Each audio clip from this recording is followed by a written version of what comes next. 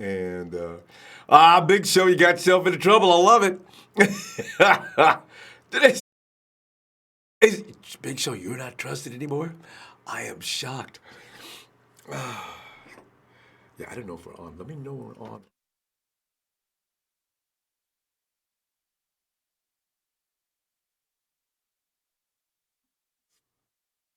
Can I go now?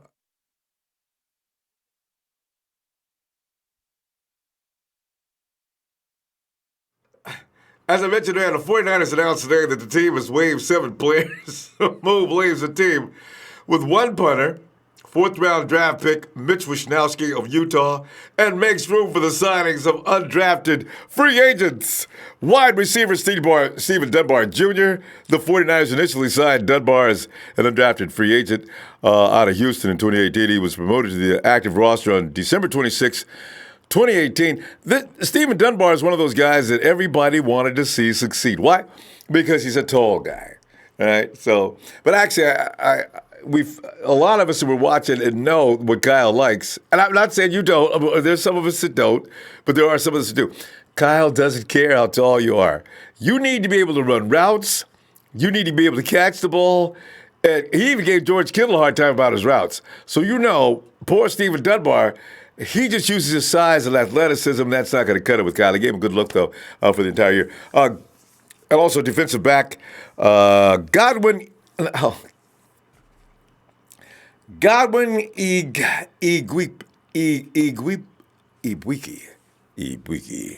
That's got to be it, right? 49ers claimed Igwebuike off waivers on last year in November after he was waived by the Bucks. I never saw. Did you ever see him play? I don't remember him ever being on the field. I think he spent most of his time on the practice squad the entire time. Cornerback Tarvarus McFadden, experiments over with Tarvarus McFadden. He will not be a 49er, apparently. The 49ers initially signed McFadden as an undrafted free agent out of Florida. He had a cheering squad. I mean, everybody was hoping McFadden would succeed. We just pictured him on the other side of the field at some point. At that time, it was Keller Witherspoon. Of course, that hasn't happened. So he was signed to a future contract on January 1st at that point, but no, it didn't work out. James Onwualu. Oh, boy, I tell you, I got to get my Swahili back in order, man. James Onwualu. Is it Onwualu? You got to put the Africans in. Onwualu. The 49ers signed Onwualu November last year as well, and then promoted him to the active roster 8 days later. He was always on the field, apparently, because I don't remember ever hearing his name, or he never made any. It was always about Elijah Lee. Wide receiver Jordan Smallwood. The 49ers signed Smallwood to the practice squad in December of last year. He was signed to a future contract in January. You see, a lot of these players were seen in advance to I guess the 49ers saw something in him. They thought they were going to hold on to him, and of course they didn't make it. And here's the thing. Justin Vogel. The 49ers signed Vogel, as you know, a former member of the Green Bay Packers last year. Actually, just a few months ago. Poor guy. Also, James. 2 of James's guys go down in flames. Safety Terrell Williams Jr. 49ers signed Williams as an undrafted free agent last year, as you know, out of Houston, as he did with Dunbar. He was placed on injured reserve in August last year. Waive was assigned to a future contract in January. They saw something in him at the time, hoping they were going to develop him. But here's the thing. Poor Justin Vogel. 2nd straight year. Here's a dude, a punter that was a Pro Bowl alternate as a rookie in 2017. Been a while since 2017. He was waived after his team drafted a punter to replace him from the Pack. Just 2 days after selecting Utah's Mitch Wishnowsky. God, I like this guy. In the 4th round. I know. You know what? I'm ready to argue. I am ready to argue about that. The 49ers waived Vogel, 25 years old, whom they signed March 19th. I wonder why nobody wants Vogel. Anyway, last year the Packers waived Vogel 6 days after selecting J.K. Scott in the 5th round of the draft. John Lynch said, Saturday, since we like Vogel, he was a legit punter who had punter with success in this league. I think Green Bay had a punter that they really felt highly of in J.K. Scott.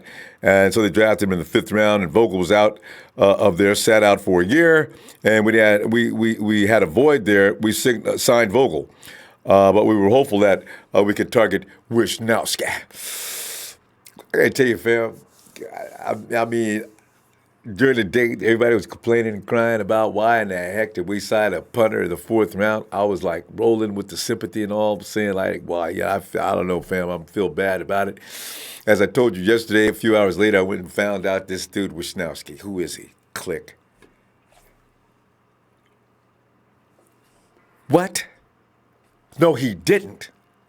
Whoa. Well, okay. Oh, now I get it. This is not just a punter. Excuse me? This is some of everything. When I seen all he could do, now I understand. And I also know Belichick was hot on his heels. Now, Belichick may have picked out the kid from Stanford, but you bet your bottom dollar he was after this kid, Wishnowsky. Getting me a Wishnowsky jersey as soon as I can. That boy's bad. And by the way, he's from Australia, as you probably already know by now.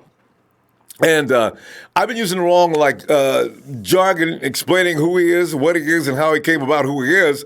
I got a tweet yesterday explaining some of the things that were unclear to me because somebody tried to straighten me out on this once. It's about codes in Australia, and they're very serious about one league to another, one division, and in this case, they use the term code, right? So, Justin Lane, Justin, how you doing, man? Justin, let me read the tweet too. He says, Ronbo, thanks for putting defense up for Mitch Wishnowsky, who is from my hometown of Perth. I've got to correct you on using terms. Australia rules rugby. Okay, now that's wrong. he didn't say that, but that's not correct. He says there's no such thing. Mitch played Australian rules football, which is a free-flowing form of pigskin football where you have to get the ball downfield by either kicking on the run into teammates who mark it, catch it, hand punch it to teammates, or bounce it on the run. Points are scored by kicking it through the upright post. A hell of a lot of kicking and running involved, which explains his background. Look up AFL and you can see what I'm talking about. Go Niners! Thank you, my Aussie fam. Man, I'm telling you, man, they were with us with Hayne. They're probably going to check back with us. Wishnowsky is seriously, he is just pure fun to watch. I've never, in my entire life, and I've been watching football for a long time, I have never seen a punter onside kick it, and run and recover that thing before the other team even gets there. How fast is this guy? When you see him hustle down the field, you see it. And that move, and see, the Rams got their punter, right? Everybody's so scared of the punter. Oh, the Rams don't have a scarier punter. We got a scary punter. Oh, we got a real scary punter now. I look for Wishnowsky just to bust off. There's just so many ways to use him. And think about this for a minute, fam. Wishnowsky, his skill sets. Who's the coach? Kyle Shanahan?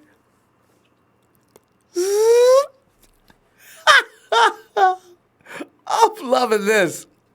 Let me go over here. Before I get carried away here like I like to do every now and then, let us now go and compare notes with some of the grades that have been handed out in the NFL. And I got to tell you, fam, a lot of us have already given out some bad grades. But everybody does not agree that the 49ers had a bad draft. As the experts, as they call themselves, chime in on this subject. And I'm looking like, okay, we already know round 1 was Nick Bosa. Round 2, Deebo Samuel. Round 3 was Jalen Hurd. And 4th round pick, Mitch Wishnowsky. You can already tell who one of my favorite guys in this draft is. 5th round pick, Dre Greenlaw. And tight end, Caden Smith out of Stanford with a 6th round pick 1. 6th round pick 2 was Justin Skew. And 6th round pick number 3, Tim Harris, cornerback. Now, a According to NFL.com, I'm going to go through two or three of these. Some of these are kind of, these people are kind of angry for some reason. Especially, I got to think about Pete Prisco. I think that's why he picks on the 49ers. He knows I'm a 49er fan. I have said some really nasty things to Pete Prisco all during the course of last year. And he didn't block me. I don't know why, because I know he noticed because I was really vicious a couple of times. But he probably said some of the things he said about the 49ers contributed to what they said about the 49ers draft. Anyway, NFL.com. You know what? I'm going to go. Let me get to CBS. Let me get the worst first. And then, as I say, CBS Sports gave the 49ers a C on this. It said Nick Bosa has star potential written all over him, and the Cardinals will regret passing on him. Now, that's all they said. See, Pete said, here's what Pete said only a few days before the draft. He said, oh, I've got it on very, very good source that the Cardinals will not be taking Kyler Murray in the first round, and they are going to take Nick Bosa. Pete Prisco! And so that's all they say.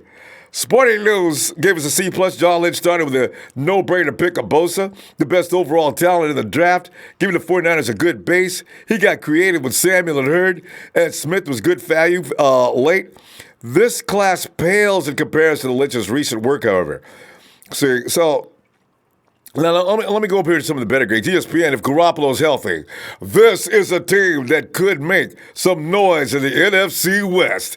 But he needed better pass catchers, which is why I like the Niners taking Deebo Samuel, number 36, and Jalen Hurd, number 67 on day 2. Samuel is the best slot receiver in the class, while Hurd is a 6'5" athletic specimen who's still learning the intricacies of running routes.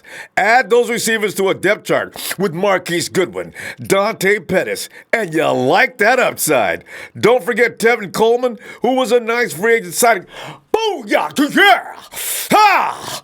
Oh, man, I'm telling you, man, ESPN, I'm going to stop calling y'all BSPN, man. They get it, all right? Sports Illustrated with a B, Nick Bosa's arrival could catapult this defense to the top of the NFC West. Sound extreme? Consider that San Francisco's biggest problem last year was an anemic pass rush that not only made their Seahawks-style cover 3 scheme impotent, but also led to an astonishing low 7 forced turnovers on the season. I get too excited. 4 fewer than history's previous low, set by 4 other teams. Suddenly, the 49ers, with Bosa, ex-Chief, D. Ford, bookending, stud DeForest Buckner, and gifted third-year pro Solomon Thomas, who must play better, have a threatening nickel pass rush to go in front of linebacking unit that added run and chase dynamo Quan Alexander alongside last year's third-round sensation, Fred Warner. Without Bosa, all of these pieces would not click together so crisply, but they did get him. Woo! And let me go up here to the best grade. SB Nation, nice grade, B+. But let me go up here to the A. The A is by, of all people, NFL.com, and you know Nate Burleson had nothing to do with it. The 49ers picked the best player in the 2019 NFL Draft in Nick Bosa, adding him to a D-line that already includes D. Ford. Means the Niners will greatly improve their pass rush as they generated just 37 sacks in 2018, bottom third of the league. Bosa's power comes into play as a pass rusher and run defender, and his career floor comparison is Chris Long, and that's pretty good. Sam's ability to work inside and outside, his toughness, and his strong hands made him a no-brainer pick for the receiver-needy Niners in round 2. Hurd could be a big steal if he continues to grow as a receiver. The selection of 2 wideouts was somewhat expected, given their lack of talent at the position. Niners!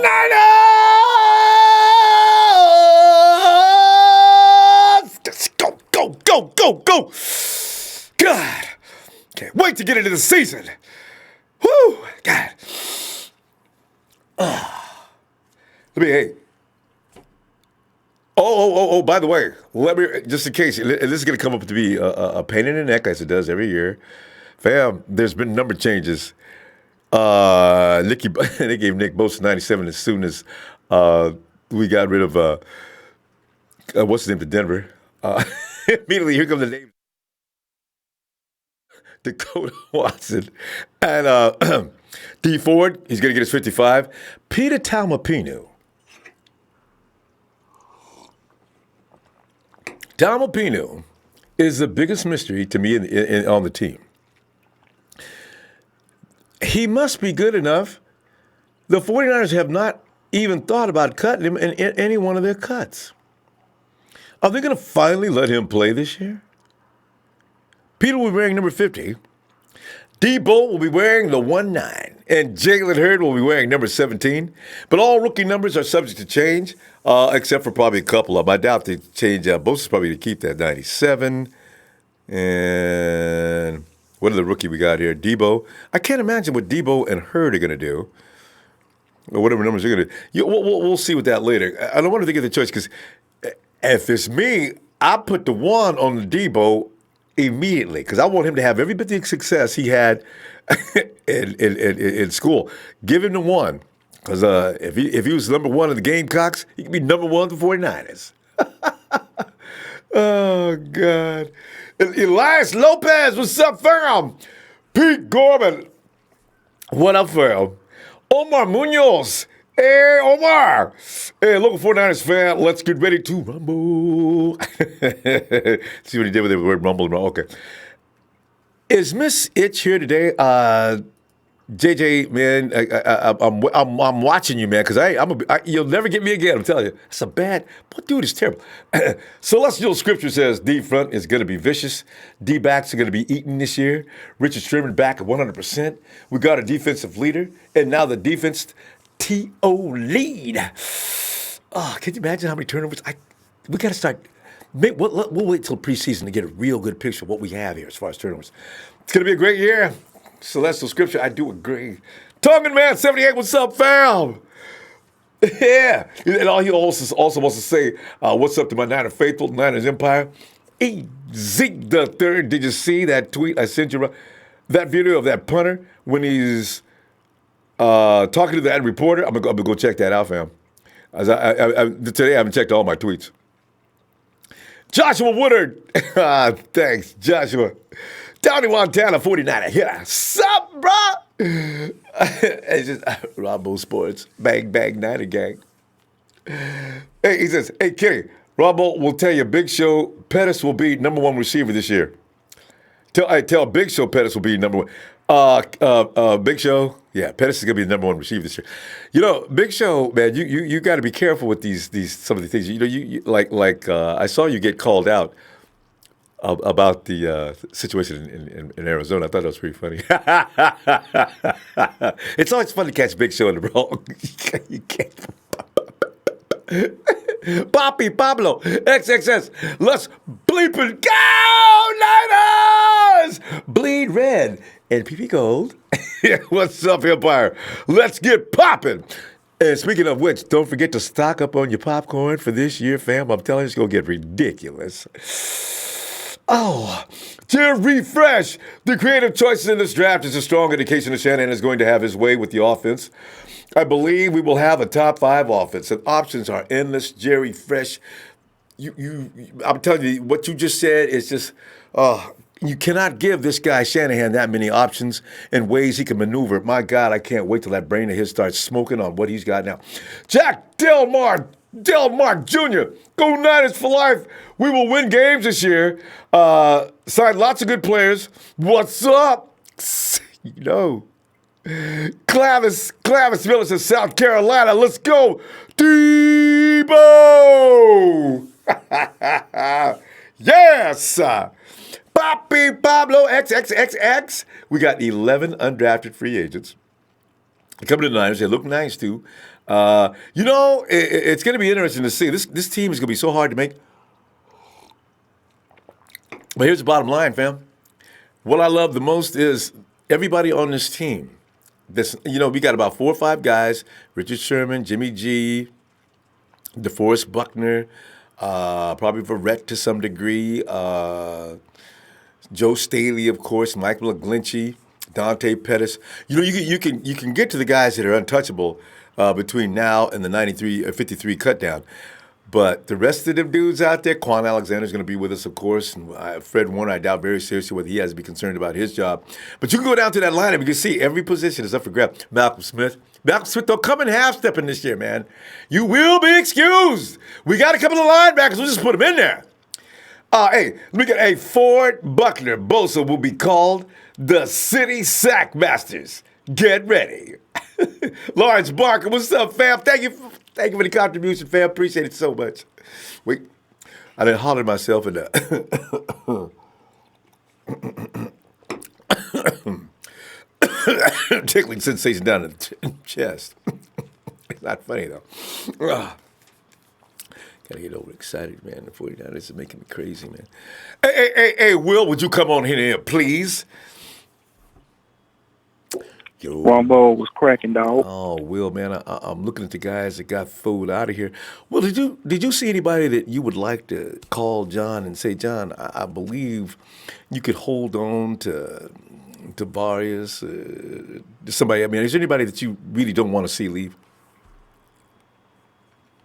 Probably McFadden. That's probably the only person. Yeah, McFadden. Yeah, because when he was in college, man. Go ahead. Man, when he was in college, man, he was he was shut down, man. He was kind of had that Richard Sherman skill to where he already runs the route for the receivers. I know that. Number one. He already know what they doing. Yeah, best in the nation in 2017, and then he had 2016 or 17. He had a bad year coming into his final year before he declared for the draft. But the skills should have still been there, right? I'm very confused about him. Hawks will have him tomorrow morning. Hawks already got Terrell Williams Jr., I think. I thought I saw something like that. Because they'd be waiting on us. I wouldn't put it past y'all. Yeah, I wouldn't put it past y'all that they give him. But yeah, that's probably on the one. But like you said, man, it's gonna be a dog fight for these positions, man. Because they trying to go ahead. We trying to win now, so they trying to. The people they ain't not even worried about. They just going ahead and letting them go, so they can just go ahead and have all the talent on the field, so they can see who can win each battle. So fight it out. That's how I see it. Yeah, they're just gonna fight it out, man. It's all about who wanted more. So it's gonna be a dog fight out there, man. You're gonna have to fight for a spot. So because everybody out there that's talented, man, they you gotta give it all you got, man. It's gonna be a last man standing. And if you the last man standing, then you're gonna be out there playing for the 49ers. So well, I give anything to be sitting out there every day. I just want to see who got the biggest dog in him. I want to see it. Dang. Who? I want to see the corners, man. I want to see the corners. I want to see who's gonna win the position in the corner with Verrett and Akello. I want to see that. Sherman already got his side locked down, so I want to see Verrett and Akello and old boy, what's his name? Tarvarus Moore. I want to see them. I want to see them battle it out, man. I wonder what they've been doing all season to improve, because Tarvarus is not really a natural corner as he is a safety. So Tarvarus had to think of some things he needed to work on this last couple of months. I wonder if it's going, because sometimes we'll see though, because his hips may be a little tight. Yeah. Yep. Another one I want to see is Marcel and Kwaski, man. I want to see them battle it out. I want to see them, man, because like I say, Marcel Harris, man, he was putting in that work the last few games of the season. He was balling, man. He was doing everything he was supposed to do. So I want to see that. And the last thing I want to see is the receiver, man. Who's gonna be the last man standing for the receivers? That's the number one thing, man. That's the number one thing everybody want to know. Will, what are your cuts on the receivers? You know what I see happening here? I really hate to see it happen, but I see Jerry West's family possibly not make, because if Jordan Matthews couldn't make some other teams, he got cut from, I don't know what's going on with him. Maybe he comes alive with us. But I see Jordan in trouble. Of course, my boy Kendrick scares me to death.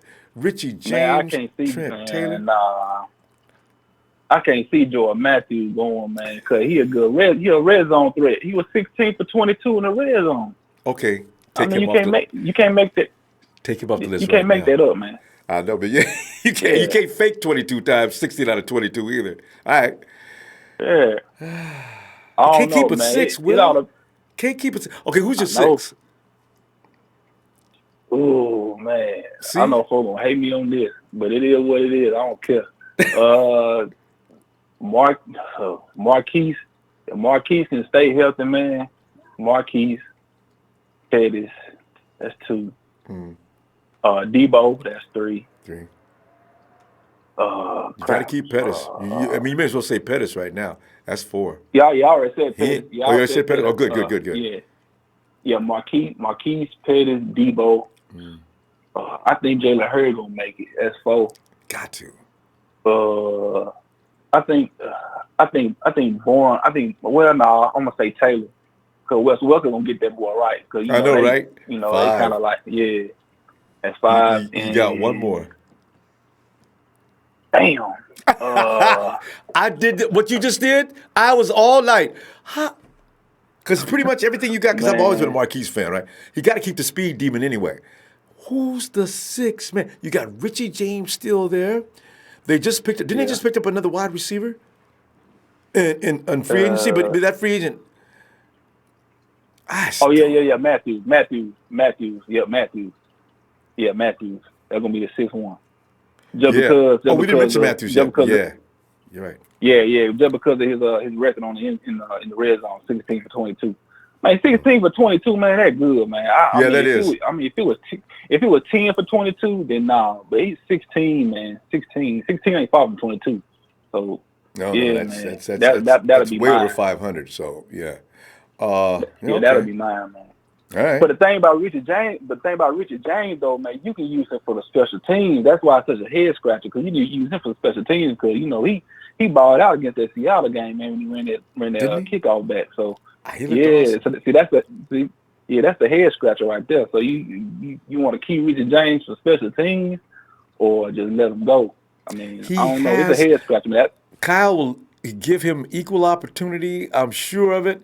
If he goes out there now, plays Trent, anybody else down in the lower level of this competition, Kyle will give it to him. He don't play. You either win the job or you don't. He did play with CJ, but with everybody else, Kyle likes CJ. I will see what happens to CJ. I ain't gonna say nothing bad about CJ because I really like the dude. Man. I mean, I'm pretty sure he likes CJ, but CJ gonna have to take that third. He's gonna take that third wheel. So, I don't know, because they got a new quarterback in. That dude from UCLA. Okay, we'll see. CJ, give him some good luck. We'll find out. Yeah, we'll find out.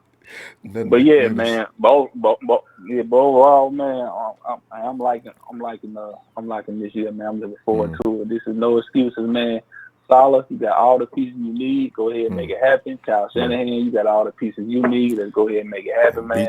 We got so many weapons, man. I see 9 players on offense getting touchdowns this year. They're getting 4, at least 4 or 5. Well, all 9 of them. Oh, I agree. Well, we got to stop though. Well, I tell you what, man.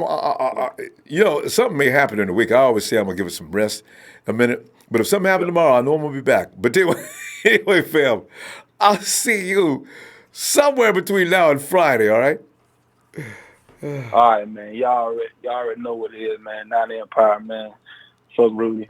Fuck the Rams. They lost and they broke. And I want to give a special shout out. To Dre, TNT, Sheik the Freak. You know what I'm saying? Shout out to my boy Derek, man. You know what I'm saying? I already apologized on the air the other day. Told you I was wrong. You know, that was my fault. You was right. So, it's all love, man. All love on this side. So, shout out to Dre, everybody, man. So cool. Y'all have a good night, man. And let's keep this positivity going, man. Yeah. And don't let no clown stop no show, man. Let's go ahead and just keep this positivity going, man.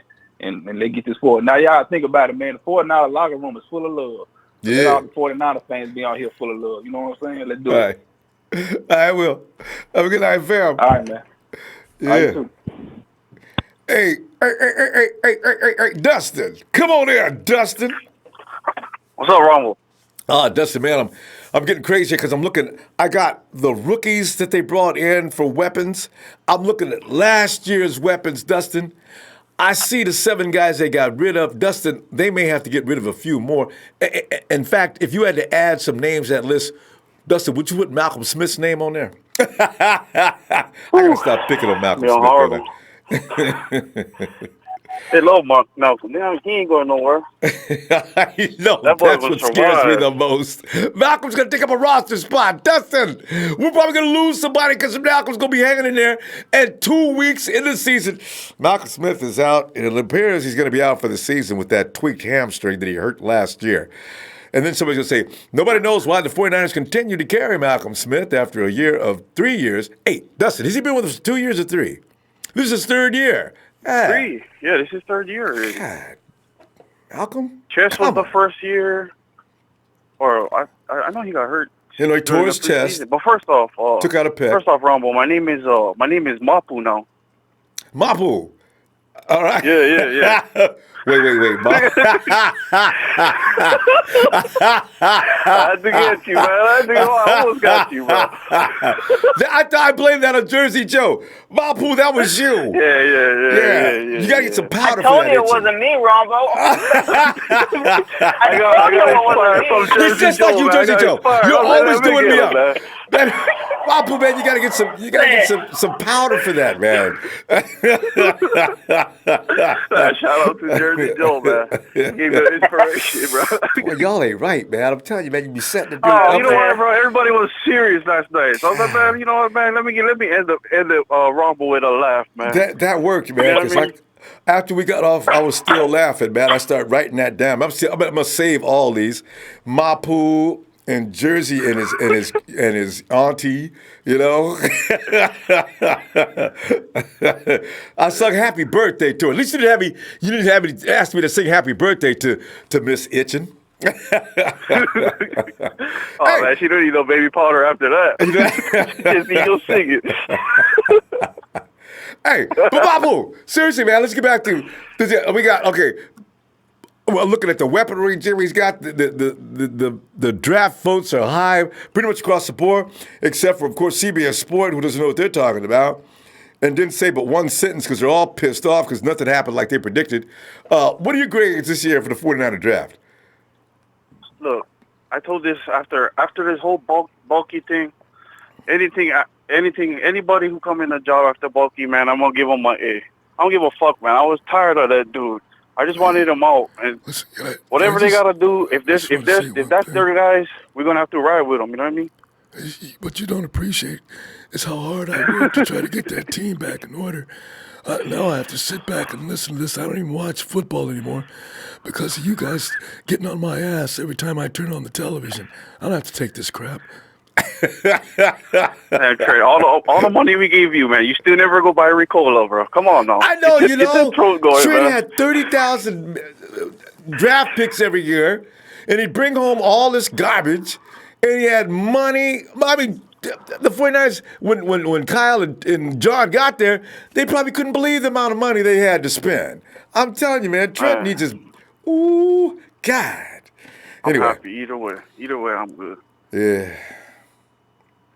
But anyway, Mapu, so you appreciate the draft, man. That was it, Ronbo. Yeah, man. I appreciate it, man. I was happy, bro. I mean, I'd rather have people than picks, you know what I mean? Yeah, same here. Because you can't do that with picks. You got to turn those picks. Yeah. It's like having money and ain't got nowhere to spend it. I mean, what is it? What good is it, you know? We just got to keep them on the field, man. Hopefully. I was watching this thing where he was talking about, when they first come in, off of that whole off season, they start running them like from the beginning. You know what I mean? And when I saw this new guy doing yoga in the beginning, man, that lifted my spirits up a lot, man. I put a lot more belief into this whole new thing that they're doing with that whole health and training. You know, instead of running them and throwing them on the hill the first week to get back. You know what I mean? Ooh, they're doing yoga, man. You know, that might have been the reason. That's part of the reason. Yeah, because if you look at all the hamstrings we had, it was like the beginning. You know what I mean? Because these guys will be trying to do them like these guys not 18, 17, where you can just run them like summer camp. It's not, you know what I mean? You got to break them in. Mm-hmm.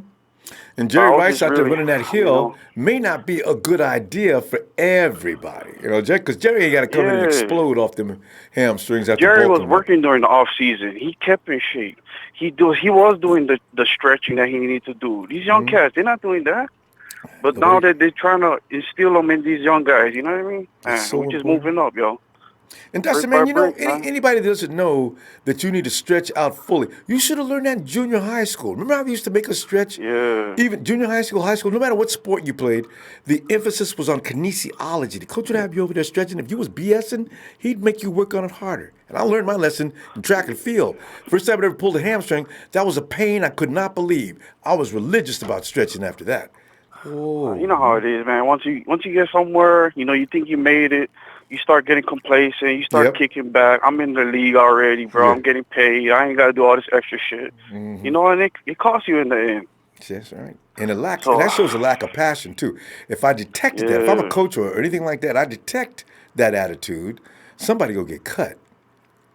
Yeah, man. That's what happened in our old that fucking Ricola dude.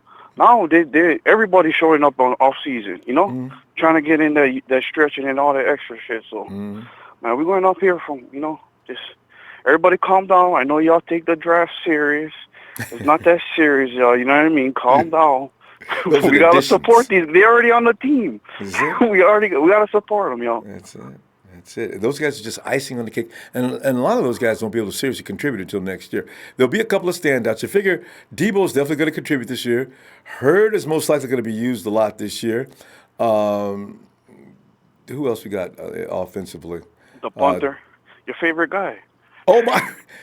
That goes without saying. Because nobody but. Big Show. You gotta buy him that jersey, bro. I don't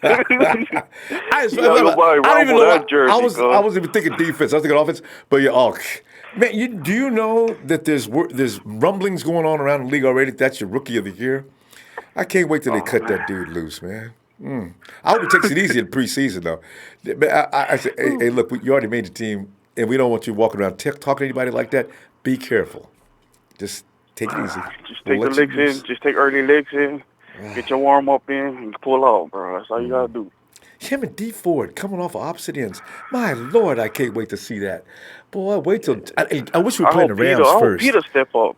Oh, I know, We're right? gonna have to rely on the backup. You know what I mean? Those backup outside linebackers, because who we got? Peter and the new guy. You know what I mean? So they're gonna have to step up. I wish we could put Peter out on I wish we could put Peter on the Sam. Dustin, we go Mapu, should I say? We're gonna go, fam. I'll see you sometime between now and this weekend. All right? Yeah, man. You know I gotta check in once in a while, man. Oh yeah, appreciate it too, man. See, All right, and take care of that itch. I got the gold palm ready to go. All right, then, man. Good night, Y'all man. take care, man. All right. All right, fam. All right. Oh, God. So there's another Jersey Joe amongst us, huh? Boy, that takes creativity. Tony! Come on in, T! What's up, Ronbo? Tony, man, I'm wondering, was anybody shedding any tears over some of the 7 people who are left? I kind of feel bad about Vogel. Vogel has not had a chance to put his foot on a football yet after being cut twice. And was there anybody else that you thought should have been added, or should we have kept anybody? And also, what do you think about the grades so far, and what are your grades? I think everyone that got cut really didn't make an impact on the team. Maybe they didn't have a chance to make an impact, but they didn't make an impact. There's guys who have proven themselves, and then there's draft picks. And ultimately, in the end, some people have to go, and it's a sad truth, but a lot of them will get jobs at another team. True. And I mean, when they came in, a lot of these guys, we were a rebuilding team. We just needed guys to have depth, to have competition. So maybe they can find another place like that for themselves, but we're not the team right now. Yeah, we're not. We're competing. Yeah. Yeah. No more so, filling voids. We need real playmakers. Yeah, that's a good point, Tony. Exactly. And for the draft, I think the first 2 rounds were a slam dunk. I wasn't happy about the Debo pick when I first saw it, but I really didn't give him a fair shot at seeing what he really was. And aside from the injury history, Debo Samuel. Yeah. So aside from the injury history, he might be the best runner in this draft. After the catch, when he gets the ball in his hands, whatever. I think he's explosive. He's very shifty. He's very fluid. He just makes things happen when the ball's in his hands. Plus, he's built like a running back. So When you try to tackle him, there's so many plays where guys got their hands on him and they just flew off, and he was unaffected by it. That That's the type of guy I want powerful on my base. team. Yeah, agree. Very, very powerful. I don't think I really need to say anything about Nick Bosa. He's the best player in the draft, fits our needs.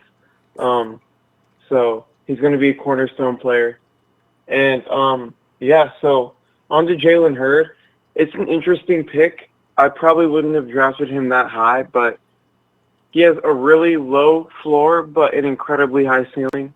I'm not really big on potential right now as we stand because I want guys who can play immediately and make an impact, but he has a chance to be a great player for our team. And for a team that really is desperately in need of receivers, I think it's a good move. I'll give it a B-,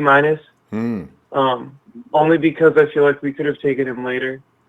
But honestly, another thing that comes to mind is teams aren't looking at the best overall players when they're drafting and when they're making their boards. They're looking at guys who fit their scheme the best and fit what they look in their locker room. And I guarantee you, Debo was the number one receiver on Kyle's board, even though he might have been 6 or 7 on some of ESPN's boards. So just little stuff like that just shows you that even if it looks like we're reaching, they don't think that they're reaching because they've graded players based on how they'll fit in the system, based on their versatility, all of that. So that's something we should all keep in mind. And even look in Oakland, Cleveland Farrell, I thought he was a reach personally, but he was number 2 on their board for edge rushers, and you can't blame them. They need long guys who can get to the quarterback, who can create turnovers. So it's Tony, really just since you went down that path, why would when I look at the Seahawks, what made them decide to break the ice and take?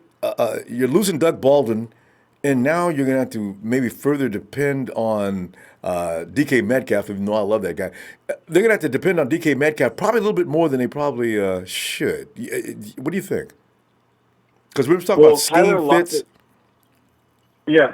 Well, I don't think DK is going to have to be a day one impact player. I just think he needs to be able to stretch the field vertically. That's all he can really do right now, and that's what they should have him do for at least the first year. Tyler Lockett is one of the best route runners we have in the league. Isn't he? He had a perfect passer rating when targeted last year, so that's incredible. David Moore is very underrated. He didn't really do anything when we played him. But if you look at just in the scope of the whole year, he was a very underrated player. So I don't think he needs to be that guy from day one. But I'm telling you, if he develops into a great player, we're going to have going to be scary. Jay, one thing, though, because I know that you felt very strongly about notice I call him my main man, Mitch, as he's known on his Twitter account, Mitch Wish.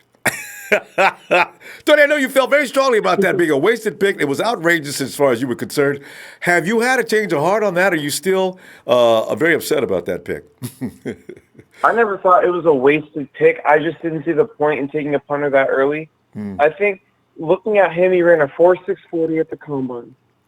Just everything he did, he's an athlete. He's not just a punter. He's an athlete. So I think when you look at all the other punters, he's the only one who can really do that and make an impact through fakes. And his rugby kick, too, is really interesting. So I do believe he was the best punter available, but that doesn't mean you take him at 4 or in the 4th round.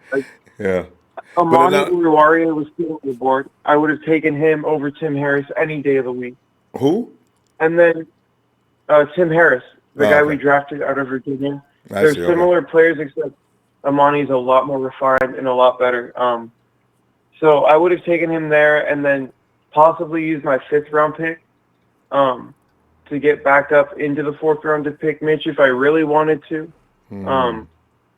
But then again, I'm not the one in the office making the calls. So honestly, in 3 or 4 years, I don't think we're going to be upset about it at all. If he does pan out, then we're going to be fine with it.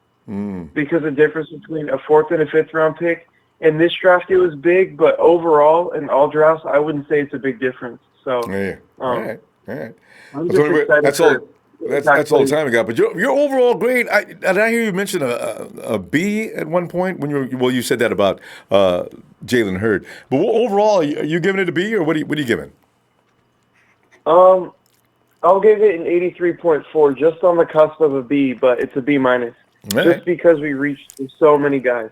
There you go. All right. We'll see what those guys look like, because you could be Steven absolutely Smith is right, a great too. pickup there. All right. Steven All right, Smith Tony. is probably the best value pick. Yeah, I get a lot of those. Yeah, All right, I love Tony. him. See you somewhere between now and All this right, see weekend. you All later. right. Have a good night, Tony. All right. You too. Enjoy it. Dre, gets you some Dre perspective. Dre. Come on in, Dre. Yo, what's going on, Ronbo? Dre, man, I'm every time I was looking at the rookies that came in. They even had a headline today. The 49ers giving Garoppolo every opportunity to succeed. I'm looking at them rookies that the 49ers gave him offensively. And then I look at the people he's already got in tow. And then I'm thinking about Kyle Shanahan. If he was like dumbing down his playbook because he didn't have enough assets or enough weaponry to actually come at you full Kyle style, I said, boy, I bet you Kyle come at you full speed this year. Oh, yeah. I was delighted. Woo! Yeah. I mean, I could definitely tell that, you could tell that the team is shaped. They already have an idea as to who they want on the team and how they're going to plug and play these players. Because if you look at the draft last year, we didn't start waiving guys until it was well in getting close to camp. So now that they're waiving guys, I mean, it's only been, 2 days. It's only been, 48 hours. 1.5 days. Yeah, so it's only been 2 days since the draft. So they're already waiving guys, which lets you know that, the team that they wanted to form since they got here, since day one, is basically has been formed.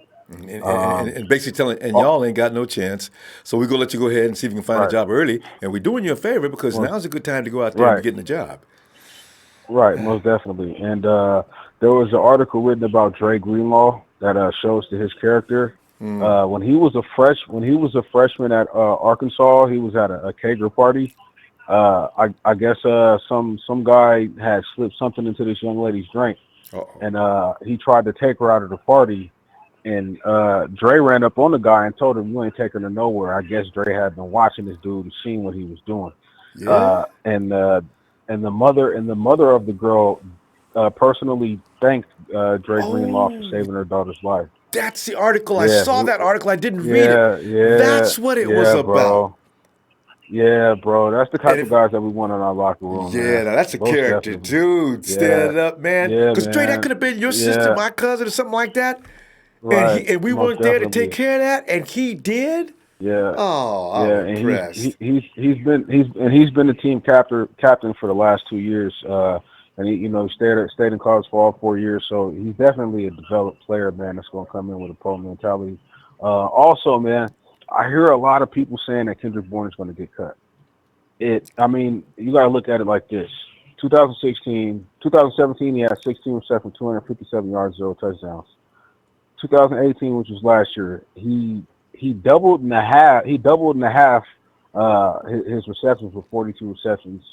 He doubled his yardage with 487, and then the first year he had 0 touchdowns. Last year he had 4 touchdowns With 3 different second in receptions. Mm-hmm. Yes, second in receptions, second in yards, second in touchdowns. And if you ask anybody on that squad who Jimmy Garoppolo is the closest to, what wide receiver, they'll tell you that him and Kendrick Bourne are closest. They have a good relationship. I hope he makes a team so bad. I mean, Kendrick's been my dog since year one. I've been a Kendrick fan. I've been arguing with people and fighting with him. God, I love Kendrick. And he earned his way, bro. Both years he came and dogged people out. You know what I mean, in the preseason games. You know what I mean. He showed his worth. And my whole thing is this: you're not gonna bring somebody in like Jordan Matthews, who's been in the league for 8 years. Kendrick is, this kid is 23 years old. You're not going to bring somebody who's been in the league for 8 years, doesn't know our playbook, doesn't know our system. He's not going to, be able to outwork somebody who's been in this system for the last 3 years, knows the playbook, because it obviously showed in his stats and his progression. You know what I mean? His everything doubled. You know what I mean? So, if you ask me what the wide receiving core is, you know what I mean? Go ahead. Run it down. Marquise, Pettis, of course. Then we're going to have Debo. Then you're going to have Trent Taylor. Then you're going to have Kendrick Bourne, and then you're going to have Jalen Hurd. That's the 6 that I'm going with. And like I said, you can keep 7. You can keep 7, and then you can keep 2 wide receivers on the IR. You know what I mean? So maybe Jordan Matthews. I forgot about that. Maybe. Yeah, you can keep 7 receivers, bro. Yeah, I forgot about the IR. Yeah. You can keep 7. You can keep 7 receivers and keep 2 on IR. You know what I mean? And then you can also have 1 that's inactive, so he can still be on the roster and be inactive. And that's the guy that's on the sideline that's not even going to suit up. You know what I mean? So that's basically three on the IR. So, like I said, bro, I just don't see a guy that had that much production. And a receiving class that was injured and beat up, who hasn't been injured one time, you know what I mean? And if he has, he played through it, you know what I mean? And also having a good relationship with Jimmy Garoppolo. And I just don't see him being the odd man out. Chemistry. Yeah, Absolutely because one of the guys that I said that was going to end up being cut was Dunbar, you know what I mean? And here it is today. He's out. You know what I mean? So, best believe, man. Richie James is going to be gone. I wish I had that piece of paper where I wrote these names down. But there's like 3 or 4 guys, man, that's just not going to be gone. You know what I mean? And the type of playbook that Kyle Shanahan probably has, one of the most diverse, it's probably the hardest playbook to learn, if you ask me, as a pro coming in the first year, bro. Just on that alone, just guys aren't going to make it, man. If you come in there in the first year and you're not a student of the game, you know what I mean? So, I see it's most funny, of the guys. Dre, you mentioned that because they do look at your Wonderlic test. The 49ers actually look at that. I always thought the Wonderlic was just something they do, but you have to have a certain level of IQ to be able to comprehend what's going to happen. So, yeah. Exactly, and that makes sense as to why we didn't go with AJ Brown or DK Metcalf. And you went with Deebo Samuel and Jalen Hurd. Yeah. Another thing about Jalen Hurd, man, this kid was an all-A student, man. So he wasn't only on the field, man. He did it off the field also. So that could be why we always get them dudes from Stanford. Only 1 in 10 will be admitted to Stanford. Hey, like I said, man, I'm a UCLA fan, and every time we played against Stanford, man, Caden Smith on a wheel route or seam route, man. Every time it was a big 3rd and 14, 3rd and 12, 3rd and 15, those ones that break your back. He was the one running up the seam, man, throwing it up in the air, and he was going to get it, So I think I'm hyped up about the season. Select time might be up. I think select time is out of time. It's a wrap, man. It's a wrap. Trey, we gotta go, time is out of time.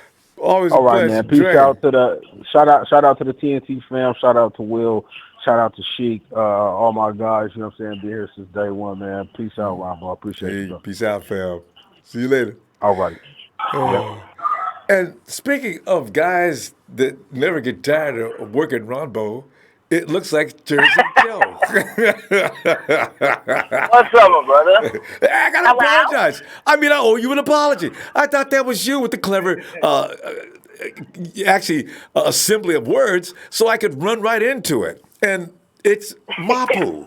This is Mapu. What? Oh, I thought that was JJ. Well, like I said, Rob, I did feel bad, so I wasn't gonna do it again. Jersey, you know what?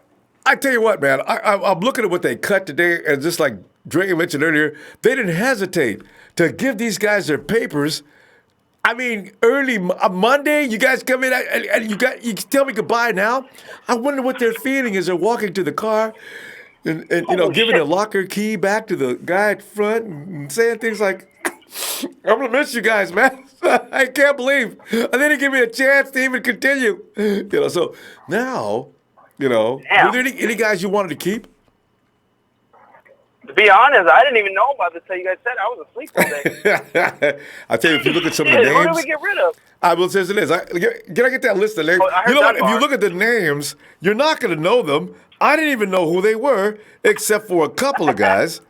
And I says, I feel embarrassed. Pitamui or was that Pity Dude? Pita? Yeah, I know. Some of the names are... No, Peter Tamapinu made the team, by the way. And he is the story of the year.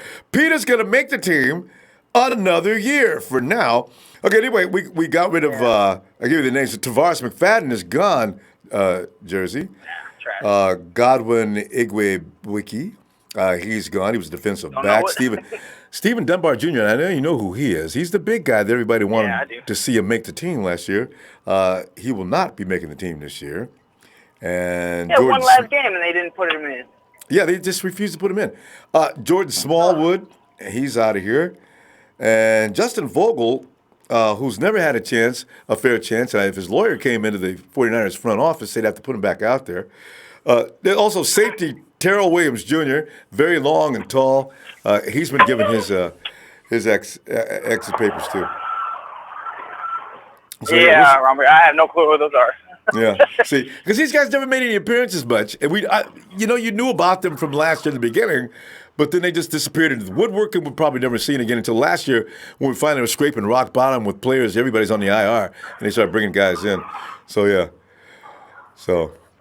grading on the new. Hey, Jersey, we didn't get your grades on the draft, man. What did you see any reason to give a high grade or a low grade for? Okay, I would give it a B. Solely on that because obviously we got the main player we needed, like I said last night. And again, you got to, Ronbo, I want to ask you, in your mind, who is the best defensive player, or not player, but defensive coach mind in the game right now? Belichick, easy, right? Yeah. And who handed him his ass in the Super Bowl? Who's the current greatest offensive mind? I see Kyle Shanahan. And Kyle, that's why Belichick and him are buddies. Game recognizes game, JJ. You know, that was. Yeah. But okay, with that said, I mean, our defense is, I'd imagine it's pretty stacked now. Oh, it's ridiculous. But again, I wouldn't worry too much. I mean, I remember when we had Harbaugh and we got rid of Golson. You remember Golson? He was our star safety. Yeah, of course. As soon as we got rid of him, yes, sir. As soon as we got rid of him, I was like, why the hell would we get rid of him? How do we know the next person is going to be just as good? And who was the next person up? Was Eric Reed. Just as hard as hitters. Mm-hmm. So again, and a little better coverage. Now, I mean, yeah. But my thing is like, you got to trust really Shanahan. Because I remember when I was younger and I looked at it, when Alex Smith was there, I was thinking, we don't need a new coach. We need a new quarterback. But little did I know it was the coach that we needed. Yeah. So again, I mean, I trust the system, the players we have. You really don't know how they're going to act. I mean, college is completely different. Who saw Kittle? Fifth rounder. Whoever thought he was going to be the current greatest tight end in the game? It's crazy. I did not see that coming at all. Nobody did. That's a fifth-round pick. Nobody. How did the entire scouting system around the entire nation not see that potential? God. I'm going back to the punter. I'm actually excited. I heard somebody said that Jared Hayne was crap yesterday. I was never so excited. Yeah, I was never so excited to see punt returns in my life. Same here. When that dude was on the field. Jared Hayne was not. He was awesome. I thought it. He was not trash. I've seen that a few times. I kept walking. I didn't say anything. I don't know. So I said yesterday, somebody said, what was the last Australian we had that was a bust? And I was I kept thinking, I know he's not talking about Jared Hayne. And we didn't draft Hayne, by the way. He was a free agent. So, it's kind of comical. Hayne was not a bust. He didn't understand the game fully, and he couldn't run the playbook yet. But if Jared would have stuck around for a couple of years, I bet you, he probably would have figured that one out after a short while. But go ahead. Who's that? Okay. Yeah, I'm here. Is that Leo? Sorry, I was talking to... No, I'm at work. Oh, yeah. I thought I heard a lady's voice. Young lady's voice, too. But go ahead. Yeah. Yeah, it's like I said, when it's something like that with this punter, I like that it's bringing something new. Because you never know what Kyle's crazy mind he'll do. I mean, he'll have him probably throw a bomb. The first punter to throw a freaking 30-yard pass or something like that. I'll bet he can do it. This is very athletic. I mean, skills-wise, I don't know where's his limit. I want to know if he can kick field goals, and I'll bet he can. You never know, shoot. You know? Well, I was going to bring that up yesterday. Who is that freak that's on is currently on the Saints. That guy, he plays like 4 different positions. He plays quarterback, running back, Chat, punt help me returner. out. Who is this? Who's the guy in Seattle? And with the Saints. They kept Knowledge, wondering what he was call going to do during the playoffs to the Super Bowl. I didn't know who he was either. I just heard about him. Don't trust him. It was the word. Don't trust him. Don't trust him. He may do anything.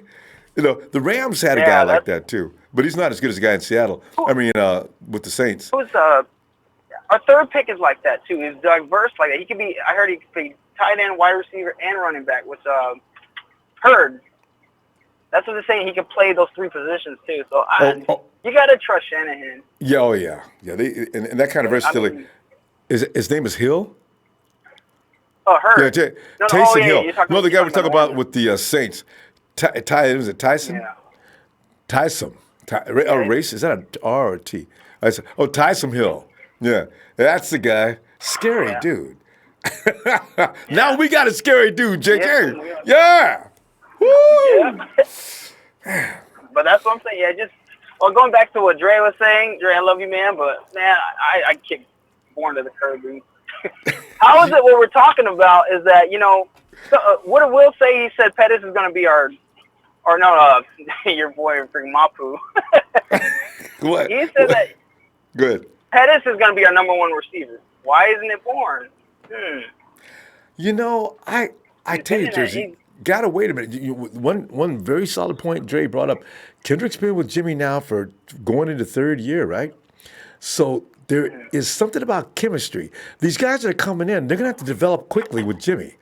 Whereas Kendrick, Trent, Marquise, Dante, they're not going to have any problems. Yeah. But the other guys, can they catch up real quick and actually show enough to make the coach or anybody else who's making those decisions enough to think we're going to have to drop whoever? That's going to be an interesting competition. Yeah. It may not be as cut and dry as it looks. Yeah. Your second round pick is safe. I just hope Jimmy's been studying most of the time because I think out of all the Shanahan's, scheme, the quarterback's got the hardest position on this one. Oh, without a doubt. That's why he gets paid the big bucks. JJ, we got to go, man. Stay away from the hose. Yeah. You and Tyler. JJ, always a pleasure, fam. I may be back anytime. We drafted somebody out of overrated state university. This is Hulk. I can tell by the voice. What up, brother? Hulk, I knew it was you. Even though you were faking, I knew that was you. JJ, we got to go, man. Let me see you between now and Friday, if not Friday, okay? All right, brother. You have a good one. You Shout out to Nighthawk Fan Club. Yeah. All right, fam. And 007 is on the phone. Hey, 007, come on in. His Majesty's Secret Service. Yo. What's up? 007. We're mourning the exit of 7 players who never really got a chance to be 49ers. And you and I both know they really wanted to be. And now they've been kicked to the curb so we can bring in the new bodies. I said everybody wants to be a Niner. I know, Tom Brady wanted to be a Niner. Ben Roethlisberger wanted to be a Niner. Aaron Rodgers wanted to be a Niner. They all wanted to be a Niner. Yeah. Well, good luck to them. Was there anybody that you would have liked to see stay with us for a little while longer to get a better look? No. I believe I might have heard some good things about McFadden. Besides that, there wasn't anybody who stuck out to me. But you gotta to make an omelet, you gotta break some eggs.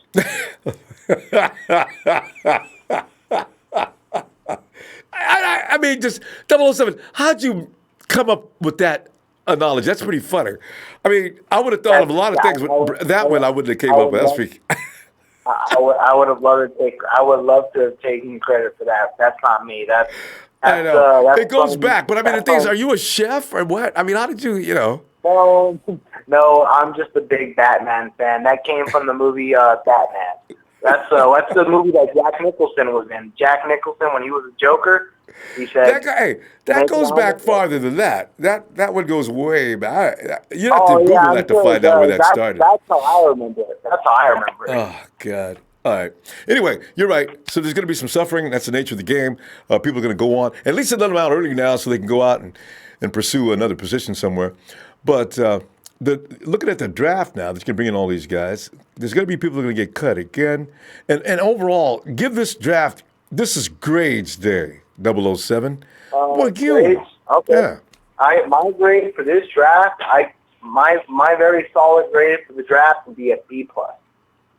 I after going back and looking at the picks, obviously the one thing that helps the grade is that I think we got the best overall player in the draft, which is obviously going to help. Deebo Samuel, even though this year was really deep at wide receiver, but Deebo Samuel, man, this guy is a baller, man. There's no denying. He is a baller, and I really like Jalen Hurd. Hurd, 6'4", 6'5". He's 6'5". This guy looks like he can. I watched his highlights at receiver. He can play.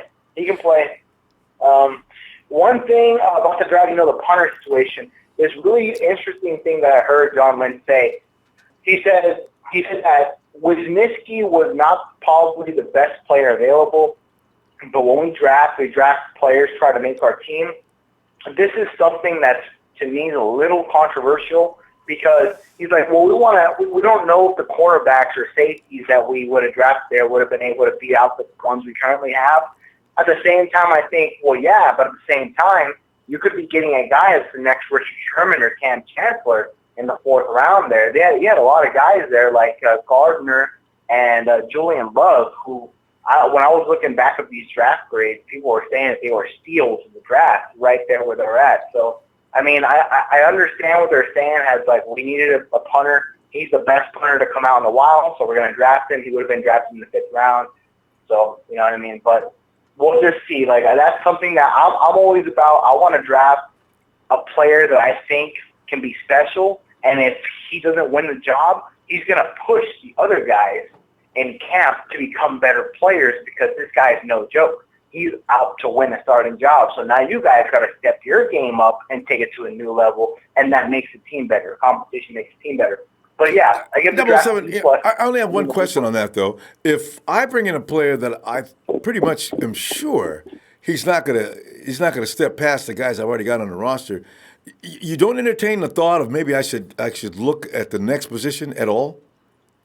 Well, here's the thing, Ronbo, is that we can't always know because, look, Julian Love, who we passed up on before the draft, a lot of people had him rated as a top 6 cornerback in this draft. You know what I mean? So that's somebody who can really do something for you. Chauncey Gardner, the same thing. He was viewed as a round 2, 3 prospect, and he was drafted, early in the 4th round, but everybody has different boards and everybody has different draft philosophy. I like to go more towards the philosophy where I'm going to draft the best player I think is available regardless of position, just because that's how I think. If you have Witherspoon and we have Javarius Moore, they're okay, but it's not going to stop me from drafting a guy who I think can be possibly really, really good. You know what I mean? So in this case, you're not going to prioritize your needs. You're just going to take the best player there. Because if I have a lot of cornerbacks, I'm bringing this kid in to see if he can beat these guys out. I'm pretty sure he's not going to be able to. Look at another position where there is a gaping hole there. You're not going to go for that gaping hole. You're still going to do this. Oh, it depends. It depends on how good the player is at the position that I need compared to where I'm drafting. So if we need a tackle and we're drafting number 20 and I'm at number 20 and the tackle that's the best one available is the 40th ranked player on my board, I'm probably not going to draft him. I'm going to draft the guy that's highest on my board, and I'm going to, I'm going to try to get a Pro Bowler. I'm always looking for a Pro Bowler because our team, I'm always looking for that next playmaker, that next star. All right. You know what I mean? So You know what though, I can't wait. Everybody's gonna monitor the situation with the cornerbacks and safeties, because this was the sore spot in this draft. Everybody thought that the 49ers passed by a boatload of cornerbacks and safeties, and as Ace said, like you just said, they felt there was no one there that was gonna take out anybody's job, so you move on to another spot. Now we're gonna hold John to to this, if indeed. yeah. The guys we Putting it on the got line. don't look good, and the rookies go elsewhere and look great. He'll be hit with that question. The media's going to tear him up. So we'll see. Responsible for that. Yeah. But All right, Phil. yeah, I give the draft a solid B+. I liked it. The tight end that we drafted out of Stanford, he was in consideration for the top tight end award this last year. Yeah. So getting him in the 6th round was a really good pick for us. The cornerback that we drafted, he runs a low 4.4, 6'2", 200 pounds. He just needs. He's had injury problems, but late in the draft, he's one of those high risk, high reward players. So I like our draft. You know what I mean? Yeah. After going through it, I really do. Yeah. Now we're gonna stop 007. I tell you what, good stuff, man. I love what you share. I tell you what, I may see you between now and Friday, depending upon if something crazy happens. I'll be right back in here. I gotta talk about it. So we'll see you Friday, otherwise, okay? All right. Well, I'll try, man. I might not be on for a while, but look, the 49ers, good draft, and our offense is stacked, defense stacked. So we'll see how this season goes. We're looking good, fam. We're looking good. All right. 007, have a great night, fam. All right. You too, man. Hey. And there's my main man, Michael Rhodes. Michael Rhodes, the Golden Shore. Hallelujah. And Michael says, you're right about Murray. Number 1 to the Cardinals. Mike, thank you for the contribution, by the way, too. I really don't need it. There's no need to. I'm not the guy who needs to be told. Because everybody's wondering. A couple other people on Twitter came to me, hey, Ronbo, man, you was right, dog. It's okay.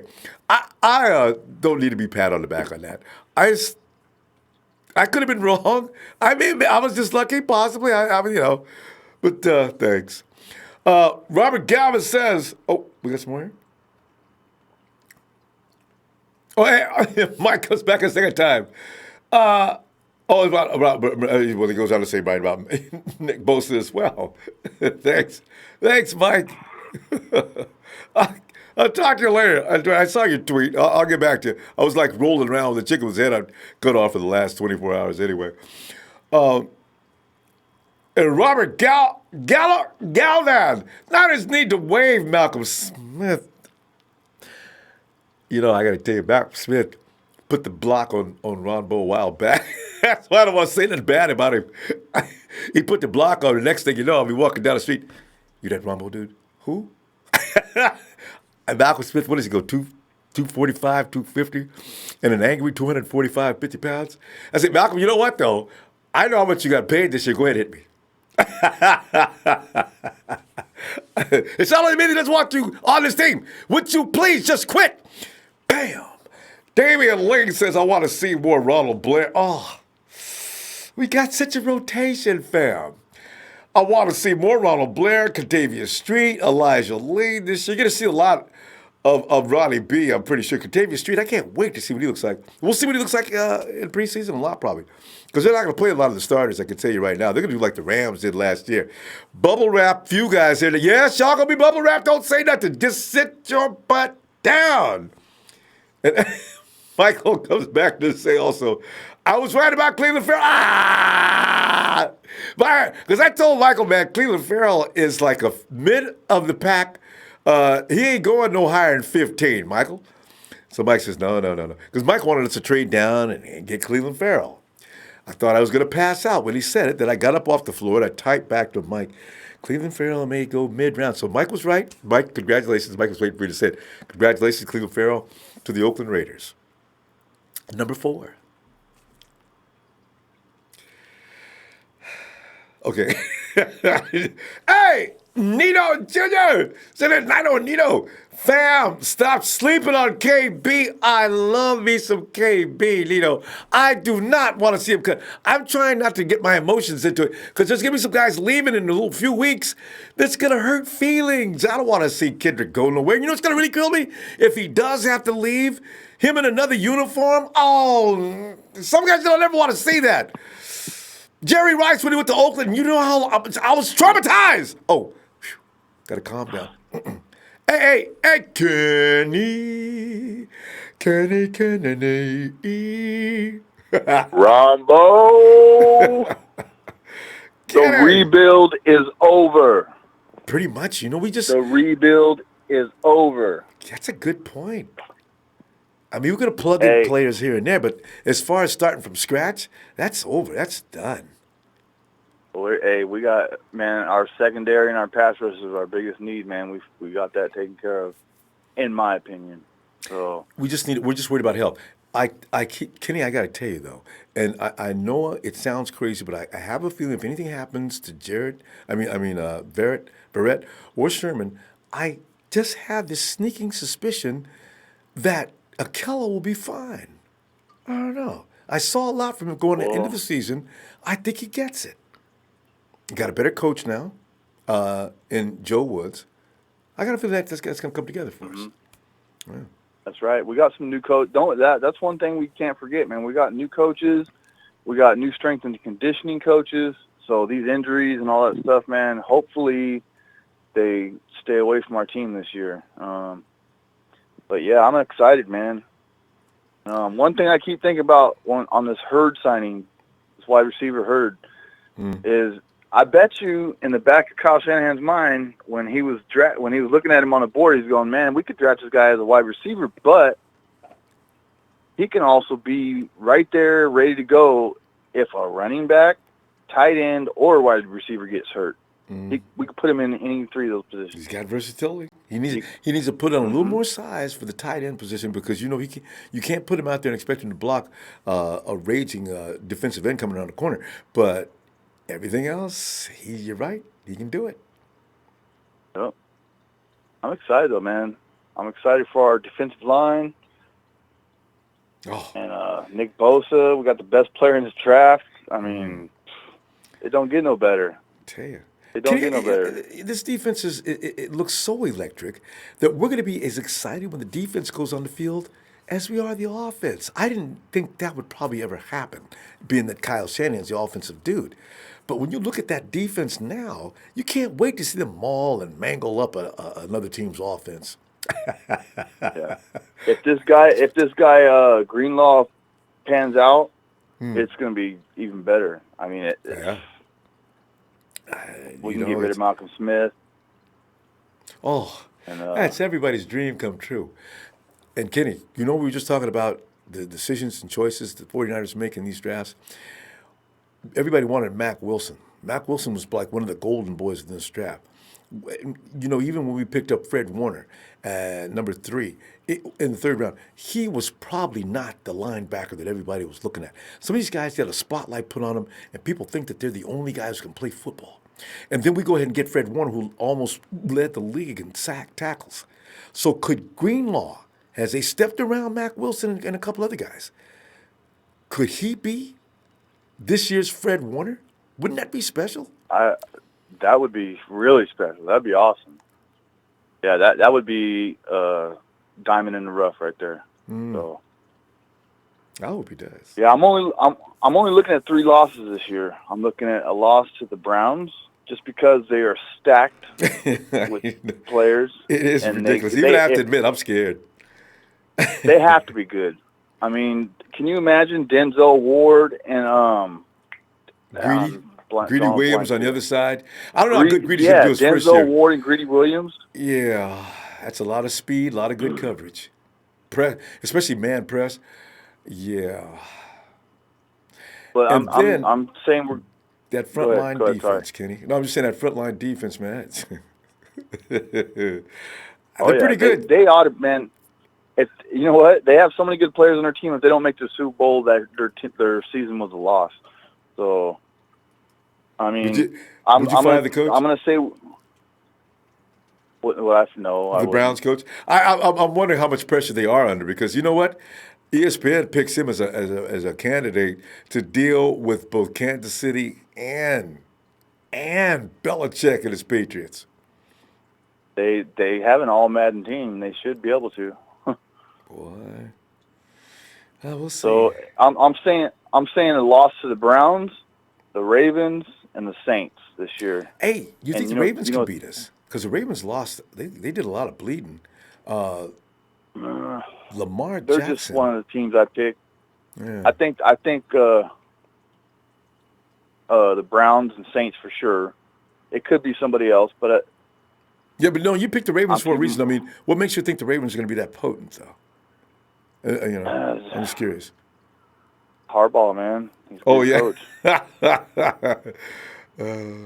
He knows how to pick players and use them to their fullest. You know what I mean? So they're always a scary team. Defensively, for They're one of sure. those teams. You're right. They always seem to have a solid defense. So, and they got rid of Flacco. They got Lamar Jackson there. They got a couple of fast wide receivers to help Lamar Jackson out. Who was that picked? Wait a minute. They picked up a couple of speed dudes, or was that Arizona? No, they picked up Paris draft? Campbell, didn't they? I think. Yeah, they picked up a speed guy. I think it was Paris Campbell, if I'm not mistaken. At any rate, Lamar Jackson's got some time. Well, no. What am I saying? He picked up Hollywood Brown. That's who it is. No. So you give a guy like Lamar Jackson a very speedy wide receiver. He's going to extend plays. Do we play that team this year? Who's that? The Ravens. Yeah, we play them. Yeah. Yeah, you just picked him as a loser. I was just because I was sitting here thinking my mind split between Marquise Brown, Lamar Jackson, how they're going to use that combo to screw up defenses. So Jackson's going to have to be contained, or they're going to be dangerous, really dangerous. We played all three of the most dangerous mobile quarterbacks in the NFL this year. You got Rusty Wilson, you've got Kyler Murray, and you got Lamar Jackson. It's okay. We got a lot of speed. I just want to make sure that Quan Alexander's healthy and ready to roll when we play all three of those guys. I already know about, when you get off, before you get off the mark, I got a feeling Nick and D are going to be all over that butt. So, we'll see. I'm getting blasted on the chat board for saying we're going to lose against the Browns. Nobody wants to hear about losing. Good, but you said 13-3, and that's all right because that's a lot of wins. So, hey, you know what? Somebody called me the jingle god on there too, and I'm gonna go out like this. You know what? The rebuild is over. 13-3 because we got Jimmy G. 13-3 because we got Jimmy G. Shout out to the Night Out Fan Club, everybody in the chat room. Let's all get along. Yes, indeed. Let's go Empire. We've been doing good. Later, Ronbo. Later, Kenny. Fam, we play every speedy quarterback in the league. Hey, Anderson.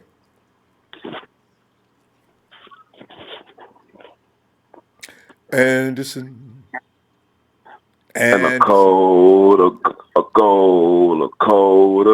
red. The Niners still have claws.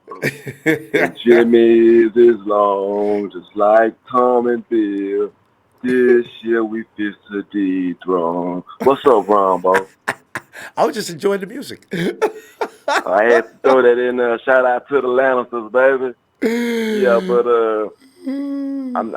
I'm really looking forward to this season, man. And I can agree, and I can understand why Kenny would say he can see us losing to the Browns. I look at that maybe touchdown, maybe a field goal. That's why I'm kind of worried about that right Robbie. there. And but when I seen us get Deebo Samuel, I said, oh yeah, it's that push here. It's that push. Yeah. going Because for you know he got a lot surrounding him, so that like makes that offense complete. Ain't no comment. I mean, ain't no comedy out there now. All them dudes are serious. I like you said, Debo. I got Dante. I got Keys. I got any number of people I could put. I got Hurd. I'm gonna use him in certain situations. Anderson, Oh yeah, Kyle has a piece for every play in his book. I mean, this is gonna be fun to and watch now how he works this out. and and with Hurd, I'm looking at him and Kittle opposite, lining up opposite each other, and just go and get it. And I just and wanted to who else? speed back. Yeah, and you and who else? Who else? Offense. And see how I'm looking at offense. I'm looking at Steve. I'm looking at how he used. What's the dude we had? We had cut him. He came to us from the Falcons. We had I was cut getting him. ready to say, I'm looking. look out for that lethal backfield to join that offensive attack. You got Tevin Coleman on one side. You got Jared Yes. McKinnon over here. You got Matty B standing Yeah. by. Give me the ball, y'all. Give me the ball. Yeah. Man. Formations, all kind of crazy formations to destroy teams. But I'm looking, man. I want to destroy the Saints. Saints, I want to destroy the Saints. I do I don't too. think we. I think we should beat them. I want to destroy the Saints like a hurricane. I tell For you, real. the Saints, didn't they add a couple of more pieces? But as long as we keep that game close, I want that game to go 4 quarters to be decided in the fourth quarter by the best team winning. Don't have the Saints beat our ass. It will be demoralizing. It will kill confidence because our defense is supposed to stop all that action that Drew Brees is Yes. talking about. Are they ready for that? You got Jason Verrett on one side. We're talking Pro Bowl cornerbacks. Can Jimmy keep up?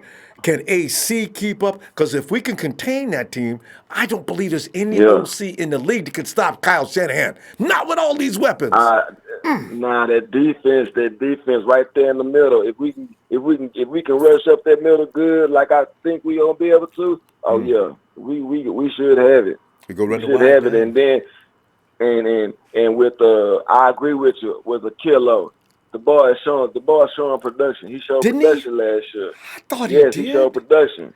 And as far as Kendrick Bourne, man, that dude showed us some speed last year. I ain't know that dude was that fast last season. That dude showed some speed last year, so he's a keeper. They not getting rid of him. And the only thing I'm kind of upset about is Steven Dunbar, because he was from Rice, and I used to watch him on some of the games. The boy good. He can catch the ball. He's that big receiver we wanted. But I look maybe practice squad probably again. I guess some of these guys could. They're getting waived. They didn't use the word cut. They just said we're not keeping them. So you could find some of these guys back on the squad. You know what? The more I think about Kendrick Bourne, no, you're right. If anybody's got to go between Kendrick Bourne and Richie James, it's probably going to be Richie James. Because Kendrick's got too much seasoning in with Jimmy already. He's been way more productive. You can't justify keeping Richie James and cutting Kendrick Bourne. So it is. But then, see, they don't use the players. They don't even use them a lot like they should. Richie or Kendrick? Like Richie. Yeah. See, but that's a bad thing about coming in last year. Kendrick's got a year or two on him, a couple of seasons on him, right? Or one season on him. And that makes it difficult for him because he doesn't get the opportunities he needs to prove whether he's better or not, right? So Kendrick wins just on the strength of that. And then, of course, you look at Jordan Matthews. Can he really stop Kendrick? And most people say, come on, Ronbo, man. Get up off his nuts. I already hear them dudes now. I'm telling you right now, I want to see if Jordan can beat Kendrick out or not. If he can, he can. If he cannot, he cannot. Because Kendrick may be getting underrated and being disrespected in some ways too. So I'm gonna go back on the Kendrick train, man. Yeah, I like the dude energy, man. He bring good energy. I know, man. To the Kendrick be always out fun laughing. Kendrick be out there having fun, letting them scoring go and smiling. What else I want to say? Oh yeah, as far as our safeties, I think don't give Jimmy his shot because isn't that what Harbaugh drafted him for? Yeah, Safety. safety. He's supposed to be a natural safety. So let him. Yeah, so let them play his position. They stop taking these people out their position. I know. That's and the then, problem. And everybody gets mad when they don't go do well playing out of position. So I want to see Jimmy leave him at the safety, stop bringing him over to the corners, and let him stay back there and do what he does. I can't wait to see it. We ain't got Dallas not on our schedule this year. Is it? Unfortunately, we get to play him in preseason though, but ain't nobody gonna be serious. Damn. So. Damn, I wish they would, because I'm surrounded by these damn Dallas Cowboy fans and shit. Why they never get through talking? I'm like, damn, I'm like, y'all already going to the Super Bowl just because of who y'all drafted. These dudes ain't even got in the locker room yet, man. Y'all going to the Super Bowl, man. Stop it. Dallas is not going to no Super Bowl. It's just so fucking annoying. There is. And then, go ahead, finish that. For sure. Go ahead, y'all. All right. So, Radish, I'm looking forward, man, to talking to you this weekend. If you get some time, be back Friday, all right? All right, man. All right, fam. All right, everybody have a good one. You too. For life. Yeah. Is that Salvador? Salvador Bisca says he's got. I see the music notes. 1, 2. Oh. So I see what you did. I didn't read. 1, 2. Jimmy's coming for you. 3, 4. We got D Ford. 5, 6 on the quest for 6. 7, 8. Murray's gonna get 8. 9, 10. Let's sing it again. I gotta get. Hey, man, Sal, I like that, man. That was fun. Oh, make sure you don't fall asleep. All right. Hey, is that Michael? Marin Mikey. Ronbo, what's going on? Oh, Mike, man, I'm sitting here feeling bad about the guys that got thrown to the curb, but it is the nature of the business, so we're going to get over that. And then I'm looking at the gradings. You know, if you go around the league and look at grades. And by the way, Mike, let me ask you about Pete Prisco and what is with him and Nate Burleson. You know, there are certain people that remain objective in their jobs with these networks, but there are those in a lot of my friends that I know and talk about, other than the folks here that we hang out. You know, you 49er fans, your imagination gets the best of you at times. Those people are just doing their jobs. You guys need to stop taking. Hey, I am not. I'm telling you, there's people on some of these networks that do not like the 49ers, and they make it clear. So, you know, Mike, what is your feeling on this? And give us some grades on this year's draft. Well, all right. Well, let's start off with some feelings about people talking about our team like that. I mean, First of all, if we look at our team now after this draft, here's what I see. We already know our quarterback is a strength, right? Yeah. We know after free agency, our running backs just became a strength. Mm-hmm. Now, after the draft, we realize that our receivers are a strength. Oh, and a little side note, Ronbo, on the receivers. Deebo Samuel averaged 31 yards per catch on slant routes last year. 31 yards, Ronbo. Oh, that's Remember crazy. when Rice used to take him to the house? Remember Rice taking the slants to the house? Especially with Deebo's guys right capable, behind him. Ronbo. Oh. He's capable. So 31 yards a catch on slants. Just let that soak in for a minute and think about that. I mean, people don't average 31 yards on deep routes per catch. Honestly, you know, that's true, isn't it? per year, you know? So, I mean, it's pretty amazing. So receivers are a strength. Then you look at our defensive line. That's now our strength, Amazing right? strength. Yes. And we look at our corners, and this is where I start to get a little bit shakier than some people, but I think, okay, if they stay healthy, if Jason Verrett in particular comes in and stays healthy, he's the scariest. And you have Richard Sherman out there with Jason Verrett out there, I think that's a hell of a tandem. And if somebody does get hurt, I do agree with you about Akello being okay. I think he'd be okay. I don't think he's going to play to the level of a Richard Sherman or a Jason Verrett, but I think he'll he'll be okay. I don't think Akello is a superstar in the making at all. I think he's. I'm not trying to. I'm just saying he could be solid. I think he could be a solid player, but I don't think he's going to be anything he'll just, more like you than say, that. solid. He's not going to the Pro Bowl. Yeah. All right. Right. Okay, so I like that, but I still would add to that, and that's what I would have done in this draft. There were some players available, but safeties, we'll see. Yeah. You know how I feel about that. We'll see. I know, Mike. But I just want to interject right there. When Lynch says that, do you believe him though? John says that he said that last year about the edge rushers. He says that this year about the secondary DBs. He says, we looked at that group closely, and we just didn't see anybody that could come in and do better than some of the guys who got in camp. And he said that last year, and I'm not sure was he wrong or right. I looked at some of the guys that came off the edge last year and this past year. The guy over in Tennessee, what's the guy that I think you and I both agreed we wanted him last year off the edge? Oh, yeah, Harold Landry. Yeah. Did Landry impress you this year?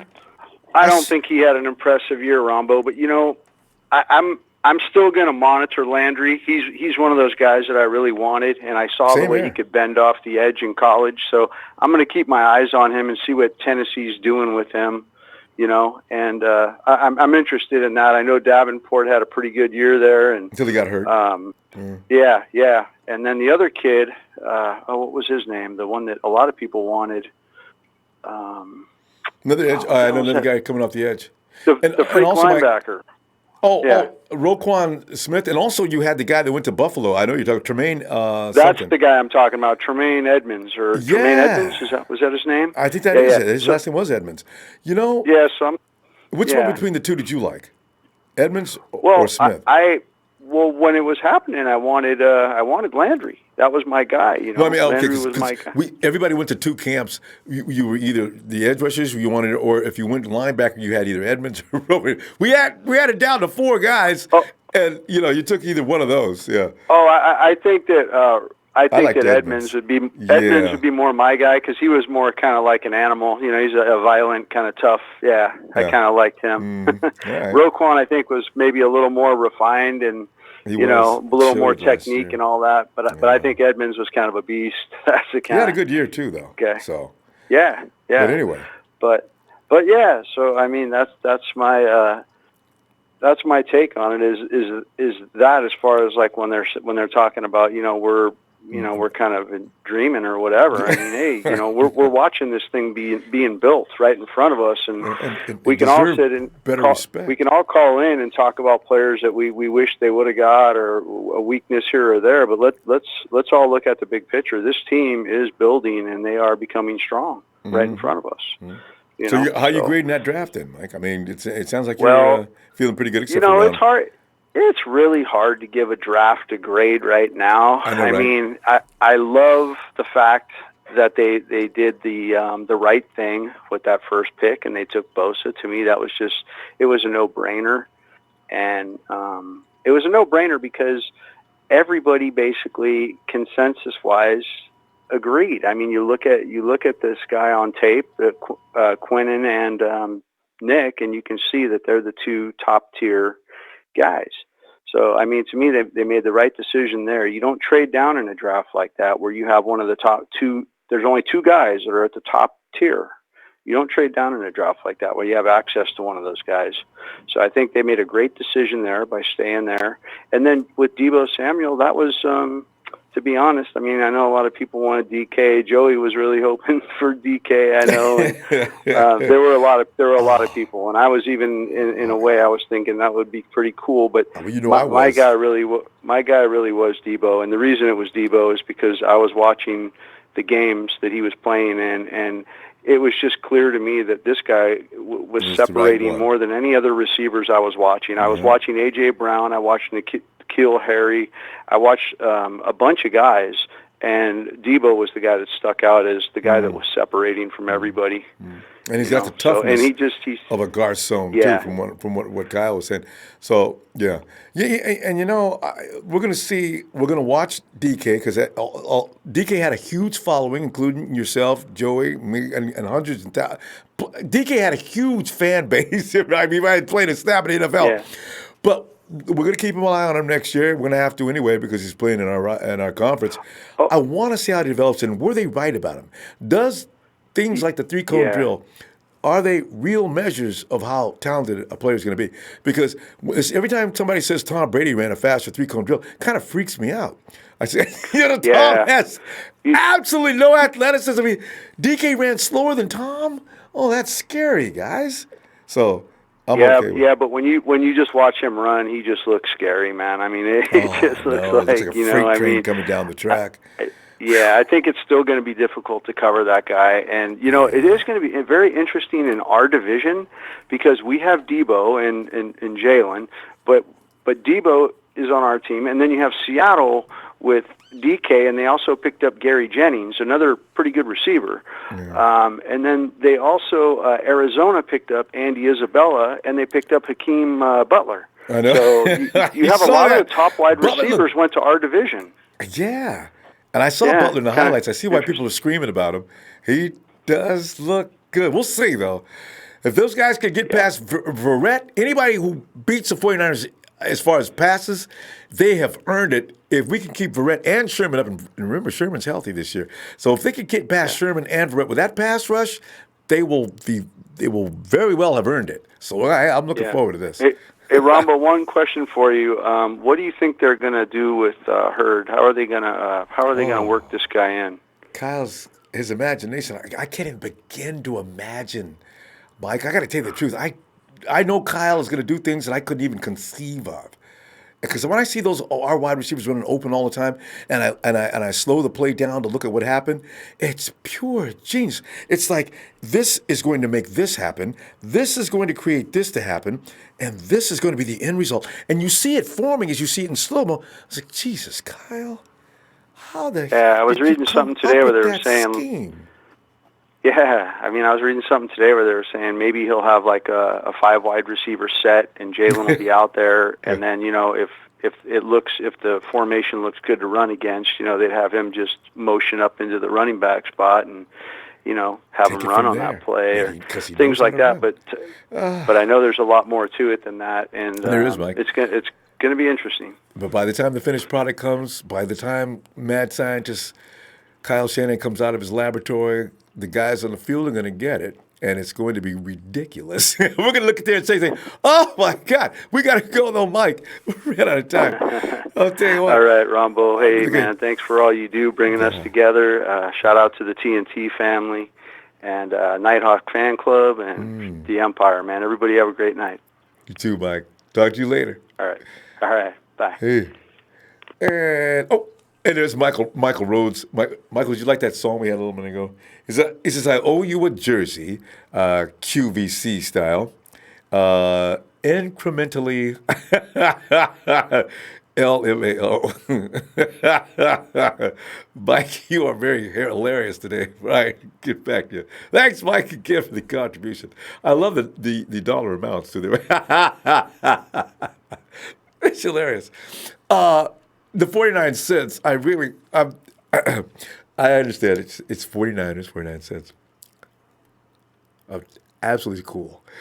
AJ! What's up, man? What you doing? What you going with? What you feeling like? Oh, AJ, man, I'm just looking at everything that's going on around. It's this team coming together, and I'm wondering about the poor guy. I'm actually feeling some sorrow for the dudes who was told early this morning, well, guys, I want to thank you, and time has come. We're going to have to part ways, and wish you the best of luck in your future endeavors, as we're going to have to part ways here today. Leave your locker key here, and there's people up in the front that are going to give you some things to sign. And we're going to wish you the best of luck and maybe see you a little better down the road. The poor guys, they didn't have a chance. They waited a few minutes after the draft and excused them before they come out and even compete. Oh, AJ, do you remember any guys like Dunbar, Terrell Williams Jr., any of these guys? Did you want to see those guys work a little bit more before they say goodbye? Or are you okay with what they did? I'm okay with what they got and what they did because, you know, it's Monday night. I got to holler at, you know, give me one of them installs. Holler at the Niner AJ's got to holler. Empire. All right. And it's Monday Night Raw with Let Me Holler at You. All right, bye. AJ, go ahead. Now, you know, I'm being who I am, what I am for the day until all day. Now, the TMC thing, the marathon continues for me, man. Now, we know we picked up this dude, Nick Bosa. I'm not happy about it, just flat out. I mean, you know, I ain't going to be cuddly and cute about it. I think he's more underhandingly undermining what Kaepernick didn't get a chance to do, which is be silent about what he felt. But this guy here, you know, we got a lot of different things that I don't agree with, period, point blank. And I think he's going to get hurt anyway because he's soft, he's fragile, based on his reactions as a youngster in college. And if you can't do what you do in college, was go to school, play football, you're not getting paid for it. Just like I'm surprised NCAA don't give people in that field to get paid because they need to make some money off of it because the billionaires that get money, they're getting racks of money. So that's unfair. But now that he got hired on our team, you know, I got a quote here by Bill Wilkerson. He was a Imperial Wizard. He said, "We have niggers that we control, will control others. Oh. Niggers, that's why AJ, we don't have to control niggers AJ, anymore." AJ, I gotta hold you up. AJ, remember, this is not a political platform. Now, understand your discomfort. I know, but I don't. Political. It's just it is extremely political. Okay. AJ, how's that political when this is our society hiring folks it is, who got a whole lot of political but going AJ, on? My only problem is you're executing. You've already had the trial, and you're executing this player before he comes in. He's already apologized, AJ. You need to be at least slightly forgiving. He's came in and he apologized. For what? He's apologized for some of the things you're complaining about and you don't like about him. I understand your frustration, and I think that AJ, if a man comes in and he admits to his wrong, and he says, "I'm sorry," and I think coming to San Francisco will be a good thing for me. AJ, he's trying to reach out with the olive branch. Bruh. I guarantee these culture vultures out here. I feel you, but these culture vultures out here don't give a damn about us. The marathon continues. At the end of the day, AJ, I know you're trying to be. I'm not trying to be anything but I just want to stay with football. No, I get that. All right. No, I get that, but you got to understand quotes from the Grand Wizard because that's the last thing I could go through right now. But what I do understand is that's who, you know. You got Trump involved. He liking Tommy Lohan. I mean, he liking these people. AJ. I mean, Ronbo. He's liking these people. He's affiliated with certain Nick people. Bosa likes these people? I know he likes Trump, but listen. He's affiliated with Trump. He's affiliated. He got a doll of Trump. He's got all these. Let's put it this way, man. Put it this way. All right, put it this way. Nike had made. Now we've made a whole lot of fuss for over 100+ years, but Nike had made the most money after all that hustling and busting we did as the urban people, as the melanated people of black color. See, this is the thing. I understand that. AJ. They did all that, but then guess who made the most money? The Nike. Well, isn't that crazy? But Nike. I mean, look at it. Look at it from the whole totality of it. I am, but I don't know how to tie this in with my latest draft pick. Okay, I'm gonna tell you. The draft pick of your boy. Yes. What's his name? Bosa. He's having all these fundamental flaws. I mean, you can come in already having a platform. Let me ask you a question, though. AJ, what were you like from 19, 20, 21, 22? Were you a man with his head screwed on straight? Did you exactly know how 22. and everything that you did? Were you in full Okay. control of your faculties? And did you know every decision you made was the right decision to make? AJ, people need to have a chance to grow. No. If Nick has come in and reached out to everybody and says, "I understand what I did was wrong. I apologize." He's been around black people all. Nick, AJ. I'm glad you. I'm glad you brought that up. I'm glad you brought that up. You know why? Because these same people that at that age group, they get murdered. If you black and you young, you get treated as a man. You don't get treated as a boy. You get murdered like Tamir Rice. You get murdered, man. You got other people who get murdered at that age. And their philosophies, you get executed at that point. AJ, and not to bring it up. I really, this is like, as I say, this is not going to be the platform we can do this. This is the thing, though. I'm trying to tell you, can you reach into your heart and stop seeing the blackness of it all and just realize this was a kid that grew up. What about the righteousness? Well, the thing is, but you're only looking at one side. You're looking at one side and you refuse I'm looking at what to he even did. look at the other side. You don't care. I'm looking at what he did. All you're doing is you've decided to make a generalization. You've decided this is who he is and that's who he's going to be, and I'm going to come at it every chance I get. It's got no particular reason to be true. exactly right. That's not true. So did you look at any of his political statements at all before you? Yes, I looked at all of them, and I noticed he didn't make as many statements. Okay. And some of the things were misconstrued and made to look more racist than they were. Okay. This is all I'm saying. So I'm saying, let him play football. If he'd have came in and said, listen, I came here to set all these bleeps, as you call them, straight. I'm Nick Bosa. I'm the baddest man in this draft, and you're going to do as I tell you. Come on. AJ, you're blowing it out of proportion. Let it go. So you don't think you don't think he have an undermining, like I told you about the Beyonce Absolutely thing. not.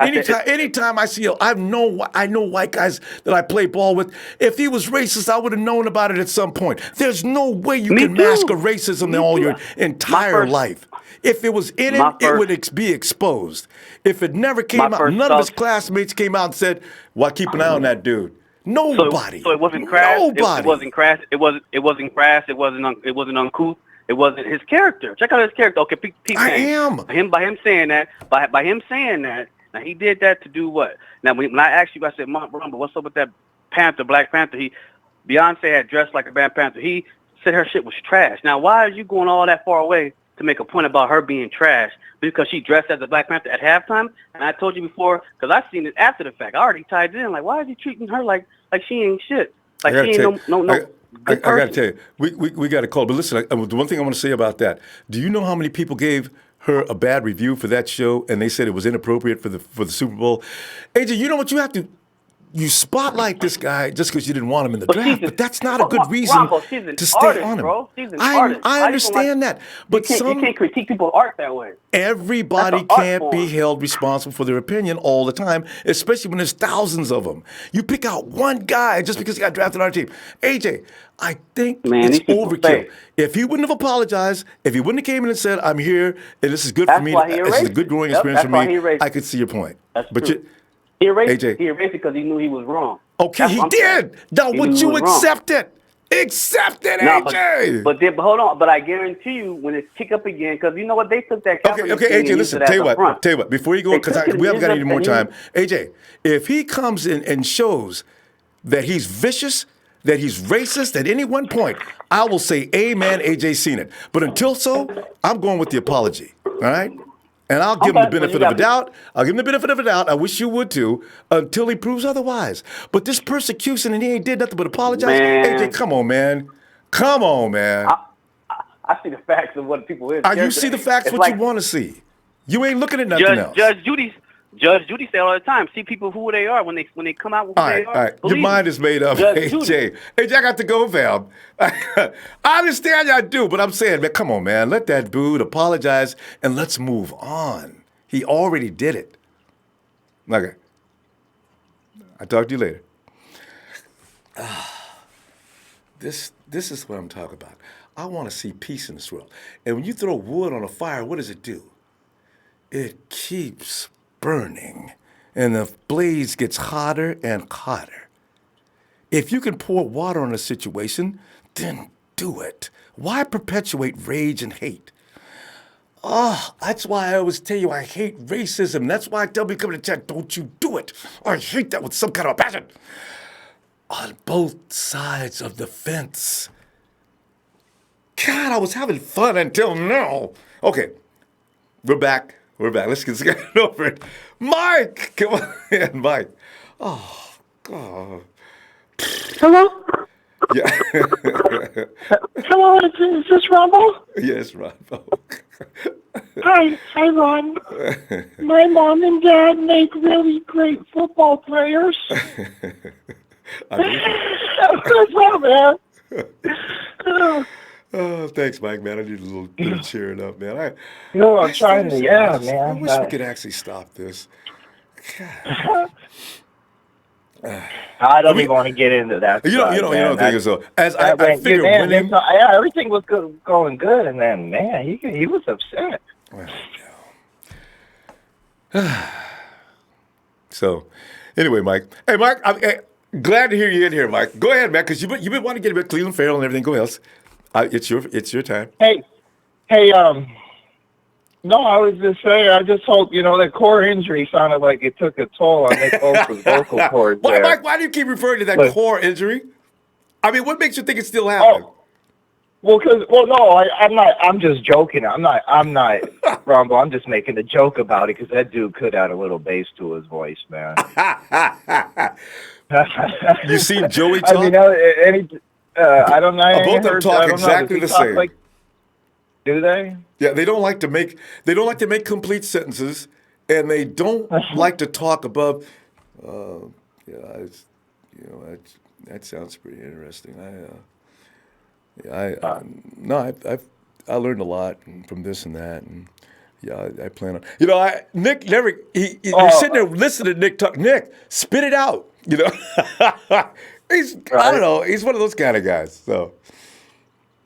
Yeah, I know, but you got your boy, man. I hope he's everything you say he is, man. I'm rooting for him. I have to.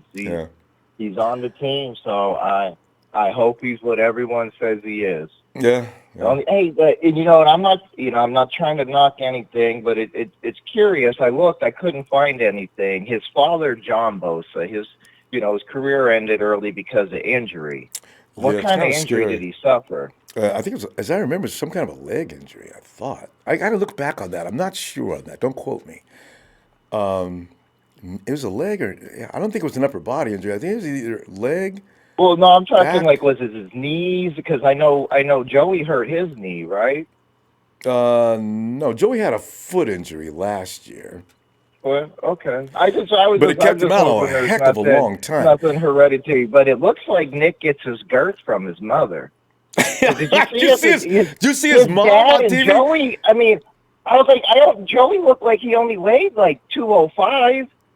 He's longer. I mean, did you see how skinny that guy is? I think longer limbs. He was real skinny, and his dad was skinny, but his mom was big. You check out Mom's? I was sitting there making jokes about it during the draft. Look at Mom's guns. yeah, he gets his girth from his mom. That's for sure. That's for sure.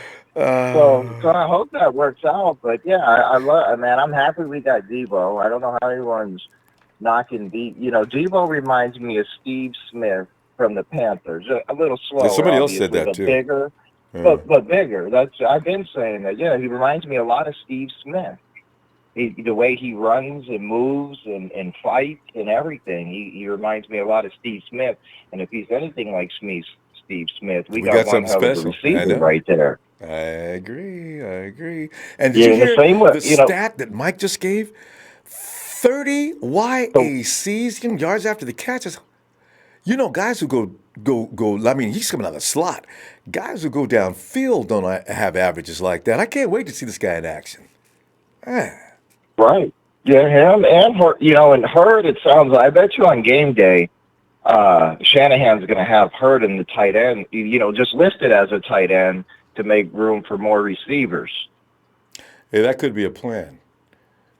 That could be that way he can carry more that way on the roster. So everyone's talking about there's so many there might only be one or two receivers that end up getting cut.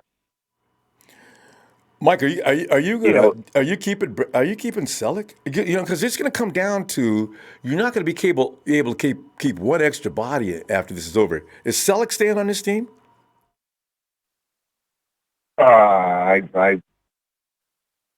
He has a high problem. It all depends. I don't know. I don't know what kind of. It depends how Hurd turns out, how he comes out, how he can block. Selleck's a really good blocker. That's true. You got Caden Smith too, though. Okay, yeah. So currently you have Caden Smith, George Kittle. We got another tight end. I think he's not going to make the team, though. He might. I don't know. I've got to see him before. Tyree, what's Tyree's last name? Anyway, they've got another. As I say, undrafted free agent. I want to see what he looks like. But there's a potential of 4 or 5 guys on the tight end group.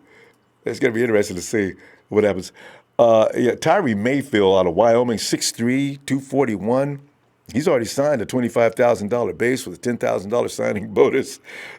So I can't wait to go look at film of some of these guys. Kevin Givens, Penn State. Defensive back Cameron Glenn. Who are these people? I still have to go watch film on that Dre Greenlaw kid.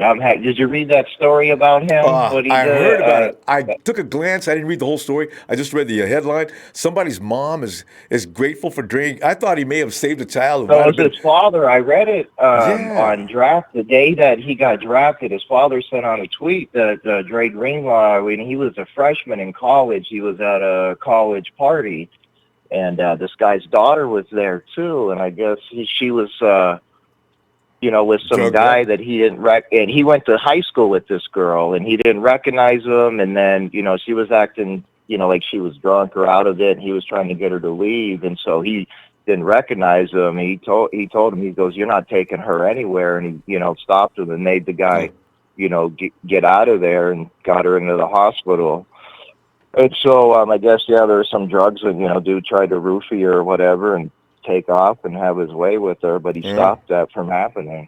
I'm proud of him. But the father said he never came out and said anything before the draft because he didn't want to place him at a college party where there had been drinking and hurt his draft stock or even back when he was in college or hurt his college career in any way. So, he's kept it to himself, but now he's like, hey, he's on a team. It's done. I can't hurt his draft status anymore. Yeah. Yeah. So that. That's the type of people. That's the type of people we need. I just hope he can ball out as well. Yeah, you got to. You know what I got to tell you though. It seems like every rookie we got that plays defense, they're going to get nicked up a little bit in the beginning. I think it takes a little while. I mean, you look at all the guys we've had, and all of them just about have been injured at least once. Every last one of the draftees. So if Nick doesn't make it, I just hope it's not season ending. That's all I want to know. All right. You heard about Nick Bosa? Yeah, because I look at Eric Armstead, Solomon Thomas spent some time out last year. DeForest Buckner in his first season got hurt. He was out about 3 games. Yeah, well, there's only one thing I'm worried about with Nick Bosa and injuries. What I was reading, I don't know how true it is or not, but it was talking about him and Joey and even, I guess, his father. They said even brought his father into it. Like, if they get injured, they seem to milk it out as long as possible. And, my thing is Nick seems like a mama's boy to me with his soft voice and the way he acts. You got to read the story. And he is, and really badly. But anyway, hey, Mike, we got to go, though. We're out of time. So that's the only thing I'm worried is, like, if he has a bone bruise or, like, if he has a bruise or something. Is he going to fight through? Is he going to fight through it, or is he going to, whine about it? You don't tell your mom. I hope, man. Yeah, you don't tell your mom everything. If you got to hurt, don't tell her. But anyway, Mike, great talking to you. Let's go here. Hey, we got people waiting. One last thing, real quick. I hope I'm gonna get. I owe you a jersey, so I'm gonna get you enough now. I'm gonna send you $10 more than I can buy a real Mitchell and Ness or Nike or Reebok jersey for. And I'm gonna get it all to you. And I'm gonna make it in increments. So you got to mention out certain things like you do. Mike, you don't have to do that. We didn't make the bet. I didn't hold you. To anything. Oh no! I said before this. I went on. I said I want this recorded. I said if Kyler Murray gets drafted #1 overall to the Cardinals, I will buy you a jersey. I didn't say there was a bet before. We started talking trash after it, and I said, hey, well, why don't you bring it into a bet? No. I said, if that happened, I will buy you a jersey regardless. So I'm a man of my word, and that's what I'm going to do. But I'm going to have a little – I lost, so I'm going to have a little fun with it. But I'm going to send you a total of $10 more than I can buy a real deal jersey for. And if you can't get a real deal jersey for that amount, then – man, you gotta get better connections. Mike, thanks. All right, Mike. Thanks a lot. All right, man. Appreciate it. All right, I'll take it. All right, Ronbo. Have a good one. Have a great night, fam. Oh God, Mike's hysterically funny. Well, it's Monday night, of course. Well. It's a big show. It's a big show on tonight. Show, come on in here, man. The only person I kind of sort of felt sorry for that got waived today is Justin Vogel, because I think he knew he had a job secure, and we didn't have a punter at the time. Yeah. And then once he found out we drafted a punter in the 4th round, he was like, probably be crying his eyes out and or knowing he was going to maybe get he cut. thought he could compete. Nah, you know what? If they draft a guy in the 4th round, you cannot compete. That's why they got him. No, because they you didn't can't have any beat. faith You cannot beat him. Yeah. Yeah. God, poor guy. And plus, what? How do you pronounce his last name? Which one? What position? Mitch. Wishnowsky? The punter that we drafted. Yeah, Wishnowsky. Wishnowsky, yeah. And plus, Wishnowsky's punter skills, I think there's no way in hell that Vogel would have outbeaten him. Ridiculous. Big Show, honestly, there is no... What's his name from Stanford, the number 1 punter in this draft? Jake Belichick drafted. Jake Bale or something like that? Yeah. Anyway. B-A-L-E, I think. Something like that, yeah. Belichick was coming after Wishnowsky. There's no way Jake can keep up with this guy. This guy's ridiculous skills. No. Oh, I can't wait to see him in action. Oh, and another thing. Those of you that were complaining about drafting a punter in the 4th round, if Mitch pins the Seahawks or the Cardinals down in the 5-yard line and resack Murray in the end zone, I want each and every one of you to call in and apologize and say you were wrong about criticizing John Lynch for drafting a punter in the 4th round and eating your crow about that, because how many times did Bradley Pinion get that done? I mean, Bradley Pinion can be he didn't do it at all. on He shanked it out every week. He shanked it out of bounds multiple times, Bradley Pinion. And short kick. That if he would have shanked out of bounds downfield a little bit, Brad, 10 yards away from where he kicked it, it's coming off his shin bone. Let's not talk about that. I guess it still burns me up. And I know a lot of people are concerned about. I heard our secondary was brought up tonight. Well, I have bad news for those that are concerned about our secondary with the free agency next year. It doesn't look too promising. There's nobody that really stands out as far as free agents goes next year. The only one that stands out to me is Eli Apple, and there's no way in hell he's coming to San Francisco with his mom's character issues and the drama that she creates. And there's nothing promising either with the safety position or the cornerback position goes with free agency next year, and that's kind of a weak class for that. That's going to really piss people off now, Show, because you know what? People are going to say, okay, knowing there was nothing in next year, why didn't we go for somebody this year? They actually did, but they didn't put it on top of the priority list. Yeah. UDFAs, and if Jason Verrett does pan out for us, then we can sign him for a long-term deal and probably draft somebody like within the later rounds next year. Like 2 years down the road. 2021. Like the Packers did this year. Yeah. And the Chargers did this year as well, to pair with what's his name, Derwin James. You know what I mean, to complement him. Yeah, that's probably what we'll most likely do next year in the draft next year. Yeah. And also, I heard about our receivers. The 6 who they're going to be. I hate to break you guys' heart, but Jordan Matthews is going to beat out Kendrick Bourne because his skill set and his experience supersedes Kendrick. Listen, you and I are not qualified to talk on this matter. I am overly excited about Kendrick Bourne, and you do not like him even a little bit. You show. All right, go ahead. It's your time. We have to recuse ourselves because we're both biased, but it's kind of hard not to, like, from a football standpoint. You know what I mean?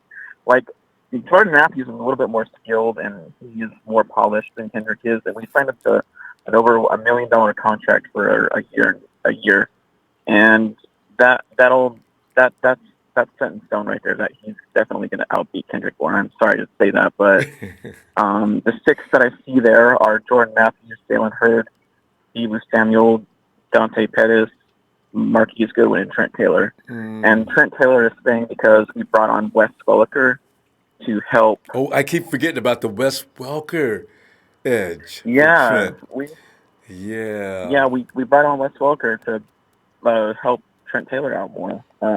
And Deebo does not have to stay in the slot. I understand he works. No, he can play on the outside as well. Yeah, so Yeah, I think Jalen Hurd is going to be playing more on the outside, though, to take a little bit of load off of Deebo Samuel. But Jalen can also play on the inside as well. But I think Kyle's going to use him more on the outside. 2 or 3 different crews you can throw on that field, which is other wide receivers. Well, you got 2 crews, and then you've also got the diversity that our running backs bring you. Kyle's going to have all kind of directions he can take a team and completely confuse and just annihilate a DC trying to figure out what Kyle's doing. I look so forward to this. And one more quick point I want to make. I want to make a bold prediction for this season. I think we're going to be in the mid-20s to early 20s as far as the draft position goes next year. And I know Kyle Shanahan's going to have somebody at every Alabama game watching Jerry Jeudy. I guarantee he's going to be filming Jerry Jeudy, the wide receiver there at Alabama. Yeah. That dude is You're talking unreal. trade up already then, because if he's that good, he ain't going to be no 20 people down. No. Oh, God, no. He's going to be at least in the top 5.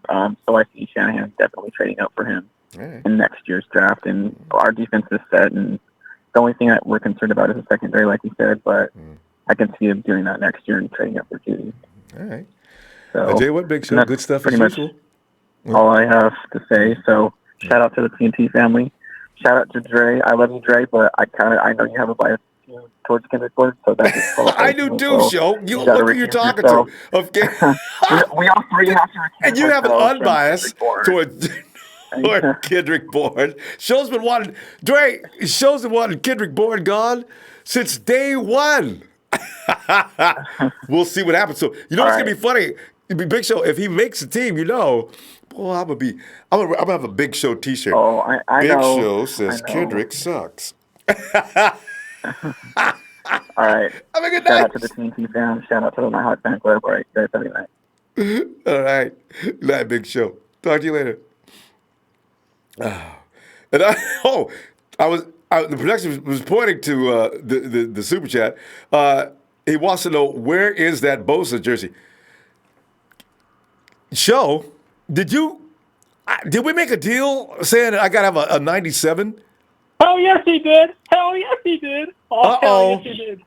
Hey, Show. Okay, Show has to talk. Show owes me a whole wardrobe of jerseys already.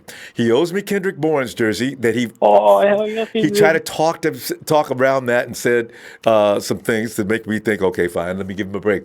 Okay, Show, you got to call back in there Friday. We got to talk. I'm going to tweet you in a few minutes, or after we get through here. Justin! He owes a Bosa jersey. I owes a Bosa jersey. Oh, my God. No. You better not say no, because there's proof. I can go back. I can screen record. So you owe a Bosa jersey. I do remember something like this. He got out of the Kendrick Bourne jersey. He came up with a way to say, he worded it so I have no right, but Kendrick Bourne actually led the team in receptions, but he just frowned upon the amount of receptions and yardage and made it seem like that's no big deal. He didn't have a breakout year. I, in turn, replied with the argument that he had 3 quarterbacks and one of them wasn't that good. He's not going for it. Show, you owe me 2 jerseys. You should give me a 3rd jersey for reneging on our bet. Show. God. Dude. You always back First, out. I want to. I'm pretty sure you saw my comment on your last video about Jack's comments. So I wasn't aware of them until my dad brought it up to me, because I got him watching your show now. He's probably going to call on a Friday, to be honest. Wow. Wow. I just want to point out that, I'm not going to say anything. I'm not going to, just clown him, because, I'm not going to do that. That's just no. I don't have time for that. But I'm just going to say that the greatest thing about being successful is being humble. And it doesn't matter how much money you have. It's being the kind of person that you are mentally and physically. If you're a good person, you're going to be successful. That's it. Yeah. Doesn't matter how much money you make, and that's it. Mm-hmm. And that's all I got to say on that. And the other caller, he used a vulgar word. So I want to apologize to you, Ronbo. do want to stress that not all Cap supporters are like that. You know, we do not use that language at all. You know, I don't know. I do not condone. I do not. We don't talk. We don't speak like that. We are very well mannered speak sometimes. You know, but you know, we will never get to that language at all.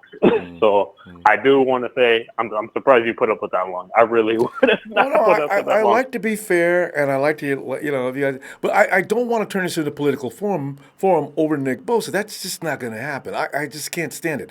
Well, you know, I understand the people are angry about those tweets. I get it.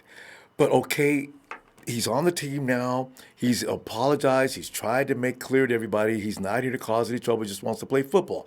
All right, then can we please forgive him and stop? Just, he's on the team. If he wasn't on the team, fine. Justin, if he went to any other team in the NFL, would anybody be complaining? I just wonder. Yeah, I think a few people will be complaining because there was a lot of tweets. If you look at from like spokespeople, there were a lot of backlashing tweets. I know political people supported him, and this, you know, I just hope, you know, the one person that I think he's got to go talk to is Joe Staley. One, because Staley has been with Cap. Staley has been, you know, under Cap for like, what was it, 5 years, 6 years, something. 5 years, 6 years. You know, it's been. You know, so I think the one person he's got to go talk to is Joe Staley. You know, to clear up everything. That's the one thing. He did speak to that, and he said, I do respect his movement. A lot of people that didn't appreciate what Cap was doing was because he was kneeling at the flag. People think that these guys hate black people. That's not it. That's not the case. That's not the case. Yeah, it was disrespect shown to the flag, so they think. But that was the way Cap got the attention he needed to get the word out. He got everybody to pay attention. It backfired in a way because then people stopped coming to the games because we had all kinds of people kneeling and things like that, and people were missing the message. They were absolutely missing the message. The message was not about we don't love America, we don't love the flag, the military can kiss our black butts or anything like that. It was about the fact that he was trying to call attention to an injustice in society. But that was misconstrued on both levels, and then people start hating because this is out there disrespecting the flag. Well, guys, see, this isn't working, is it? That's not what Cap wants you to think, and that's what they think. I do want to get off the politics because I'm pretty sure I'm going to get right on. This is not football, so I do want to get back to football. Let's do that quickly. Yes, I did. Yes, I did not give my grade for the Sunday, so I gotta say it's probably a B, like a solid B, like a 80%. Yeah. Only because, you know, I did see that the only reason we drafted the punter was because of our scout, you know, coach. He really wanted him. So I do respect the fact that they wanted to pay tribute to him. I do respect that fact. You know, rest in peace. You know, tell the truth. How do you feel about Wishnowsky now? You already said that. How do you feel about it? I got some. You tweeted out highlights, so I had a chance to look at it. So I thought it was really good. You know, I thought it was like I could see now. I put a comment on your thing. And I said we should use Wildcat offense with the West Coast offense, like go full West Coast offense. And the only reason I say do not play off is because we have a tough schedule, Ronbo. Like we have a tough schedule against all these. We have the Browns in week 5. Then we play the Saints too this year. Oh. I don't agree that we should be playing way off on the defense because, you know, the Saints have Michael Thomas, you know, and many other, you know, and Breeze is like, you know, Breeze can get away from the pressure like easy. That's what I'm saying. You need to play aggressive, you know. I don't know if the Punter are going to change up their system. All I know is that we need to go back to West Coast offense. That includes wildcat plays. We have not done wildcat offense since Frank Gore. Yeah, you want the complete menu. You know, keep in mind though, a lot of us are forgetting as far as wide receivers and other teams go. Remember, the quarterback's going to be under a lot of pressure. Remember the 49ers were able to apply a lot of pressure? How good our average secondary was at the time? I think you can look forward to that again. Yeah. I know. I know El Colbert is pumped up because I think a lot of people may have pissed off a lot Colbert. I don't know who did it, but he saw by something. assuming Jimmy Ward's going to start, I know. It's going to really be burning them up. So, why everybody decided Jimmy Ward starting? We ain't had no chance to compete. I ain't had show nobody nothing yet, and y'all have anointed Jimmy to be the starter. And this is funny. He plays his best football. Yeah, I think Colbert just like tweeted out. I think it was 2 days ago. He's like, I have a tick on my shoulder than ever. And I think it was hinting at the fact that a lot of people were talking bad about him. This is good. I hope it pumps him all the way up. I want him and Jimmy to be just ruthless out there. I mean, it's out there stealing balls away from both Verrett and Sherm too. Where it was their INT. There goes Jimmy. Oh, Jimmy Ward comes out of nowhere. He's down to the 30, the 20, the 10. Touchdown, 49. Richard Sherman standing back at the 50-yard line with his hands on his hips, wondering what happened. We need to get back to playing aggressive. We need to play aggressive on the defense, though, because we have very little turnovers last year. None, we have very as far little, as I'm concerned. Very little. That was very ridiculous. No INTs. We need it. Yeah. Yeah, and I'm saying turnovers create opportunity for offense, and we need to establish that early in the games, later in the games. We need, and I do agree we need a kicker though. I don't know what the situation with Robbie Gould is, but I do not want to rely on field goals too much. I do not want to rely on. But you know what? The thing is, what about your extra points? Guys who have trouble kicking, they even miss the extra points. You know what I'm saying? This is what I'm concerned about first. I don't want 6, 12, 18. 49ers can't seem to get any kicker to put the ball between the goalposts, so they put themselves in a position now where We always struggle with kickers, though. If you notice, every single I hope time so. we've had a kicker. Doing good Dawson, with the punter. Akers, all of them. They do good for like a center one, then they do crappy. It's like a curse. It's like a curse. Phil Dawson. We'll see what happens, though, Justin. We gotta go, Justin. I'll see you this weekend. Yes, huh? All right, Phil. Yes, shout out to Dre. I saw you in the comments. Shout out to Dre. All right. Night, Phil. All right, see ya. Yeah. Oh, God. Hey, Sheik! What's up, Ronbo? Sheik, man, it's all red and gold, big and bold. Heading for the 2019 season where we gonna be absolutely cold. You see what I did? See what I did there? Sheik, yes, man, yeah, I did.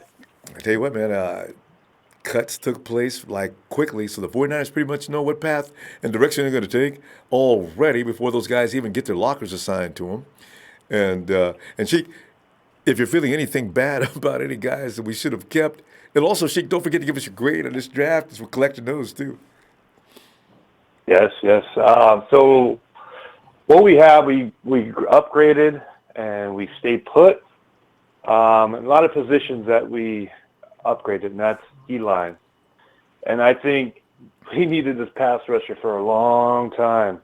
It's been way too long, guys. And then now we have D Ford, who's traded a 2020 second round pick.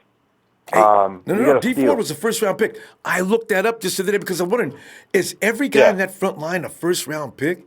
No, D Ford's a first round pick. Yeah, they're all first round. Yeah. No. I'm saying we traded for, but yeah, he is a first round pick when he was in Kansas City. True. So we got a steal on that, and Frank Clark with that trade, they give a bucket to bucket. So we definitely play more. That's why our organization that we got the guys that we have pinning those numbers together and to make the right moves. We made the right moves.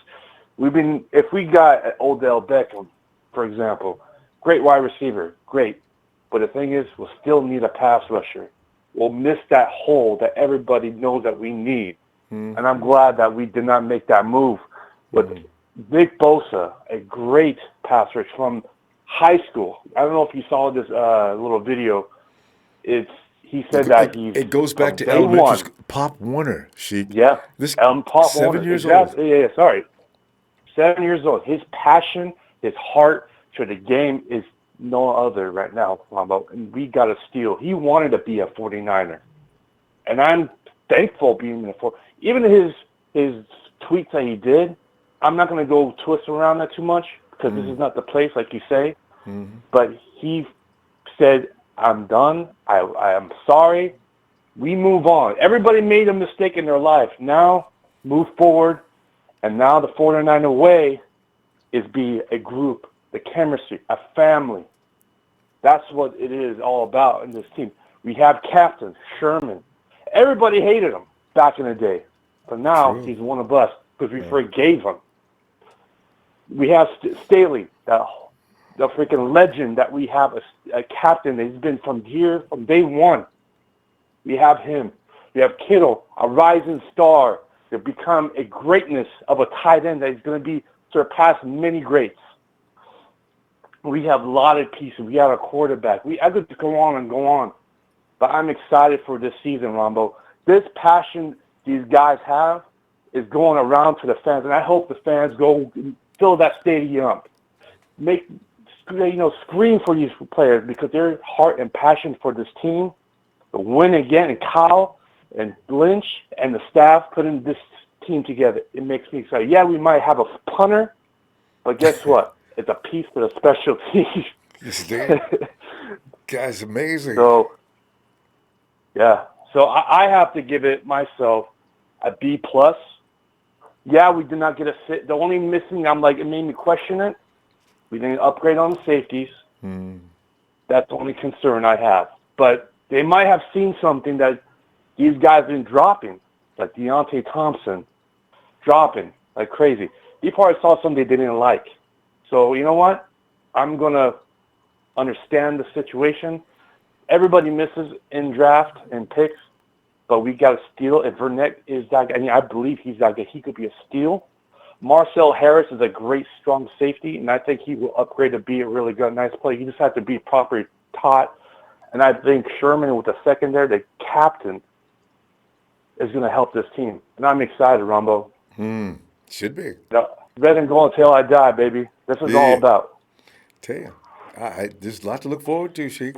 And keep in mind, now you're going to see an offense like we didn't see last year. I got a feeling that was a patchwork offense.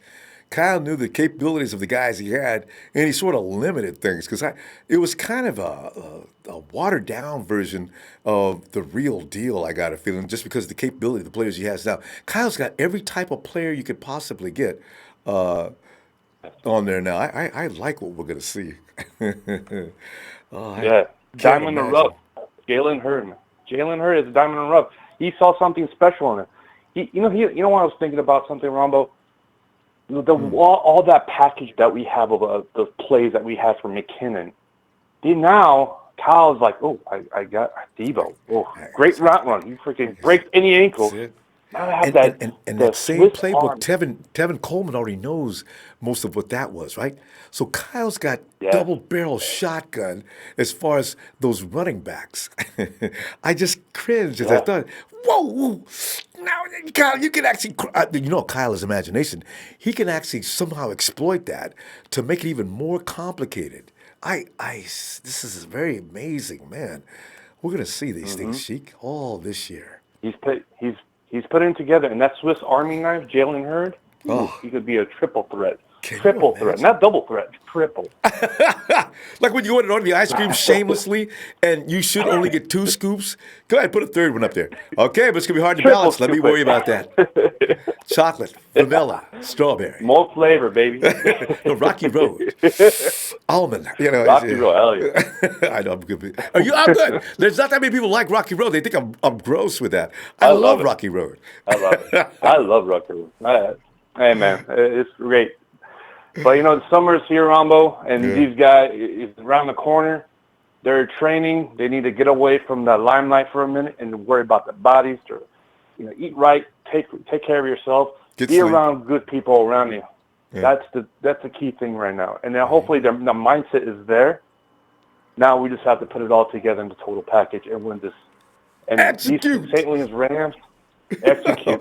I is can't the key wait. thing, Ronbo. to see the Rams. I want to see that look on Goff's face like I saw in the Super Bowl. But this time it'll be the 49ers coming at him in high speed. His eyes got all big. He drops to his knees, and he can't see anybody open. He doesn't know how to ad-lib. I'm telling the Rams fans, your guy does not know how to ad-lib. He's not a franchise quarterback. He's a system quarterback. If he doesn't have McVay, he will be mediocre or average. He will be Joe Flacco Jr. I love talking smack, Sheik. We have a license to talk smack. I love it now. too. Oh, I love it. I love it. I love it too. The traders, the lambs, the sea chickens, the cowgirls. Hey, man, those guys don't know. And even you're not going to put the Arizona Cardinals in there because you don't have an offensive line, Murray. You get Murray, but you still don't have the offensive line. Sheik. We have the guys that are going to dominate.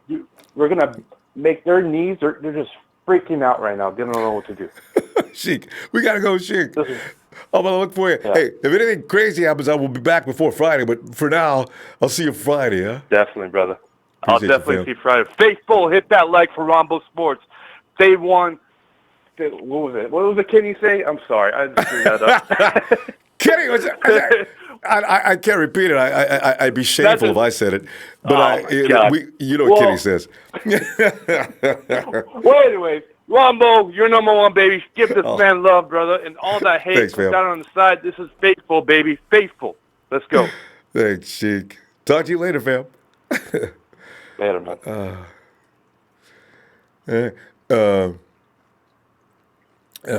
Josh 808 says, this draft is A+. John and Kyle looked at those guys for months. And see, this is another thing we got to really understand. They didn't just look at the dudes a couple of days before the draft. Kyle looked at these guys for months. Maybe they reached a bit, but they got exactly who they wanted to do according to plan. Trusted Lynch and Jenny. Yeah, I kind of like that. These guys are football guys. If it was Trent, I'd say, Trent, what did you do down, man? Come on, Trent. Man, One thing you guys need to understand is I get paid to do my job. You don't get paid to do anything more but to come in and buy those tickets, eat a lot of things at the concession stand, sit down, and shut the hell up. Hey, Trent, you know what? That's why you are where you are now. Hey, and King Jacob says, what's up? Can't wait to see this pass rush. I'm telling you right now, man. That's why I said it's going to be fun watching Jimmy G the offense, but defense could be exciting this year.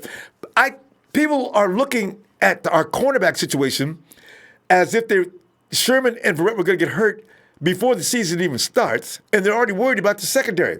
And I keep thinking, or better, not only that, got Jimmy Ward back there. All you do is throw at Jimmy Ward all day. Hey, in order to throw at Jimmy Ward, you're going to have to throw a lot, and most often, Jimmy's the eraser. He is not the pencil. See what I did there? Jimmy's going to be the second line and third line of defense. As Verrett and Sherman coming down the field, they'll probably be hollering things like, get out the way, Jimmy, I got this. You know, it is like, I don't worry about that kind of front line defense. Jimmy is not as bad as it's big. I really think we've gone too far. He's not that bad. God, people are talking like Jimmy G never played football before. Adrian Colbert is being trashed. These guys are not that kind of bad. I want to see AC too. I really do. I think it's going to be the competition between the competition. Let's see, the front line defense of line. There's about two guys, and I'm talking about the backup crew. I'm not talking about the front line starters. I'm talking about the guys that are going to be rotating in and out. That's going to be a battle. Wide receivers is going to be insane, like it was. You know what? Last year was cornerbacks and wide receivers as well, pretty much. But we'll see. Sean John Thomas is a good pick for an Aussie punter, Mitch Wishnowsky. Damn, man, I had no idea what we were talking about. We were talking about Wishnowsky, man. I said, whoa, that's special. Schnozzle Shabizzle says Wishnowsky has crazy hangs. Oh, that's the thing nobody's talking about. Wishnowsky could keep that ball hanging up there for a few minutes. God, that's crazy hang time on the ball. Plus, dude looks like a fit tight end. He does. Wishnowsky's that's a football player. I got a feeling we're going to see a lot of those, as we call it. It's Australian rules football. Yeah, I think we're going to see a few of those in the near future. Celestial Scripture, in terms of team building and getting what they wanted, it's an A. Okay, there you go. I was trying not to get called the names you get called when you get overzealous about your team. So I said A- is pretty generous. I said an A would be enough, or maybe a B++.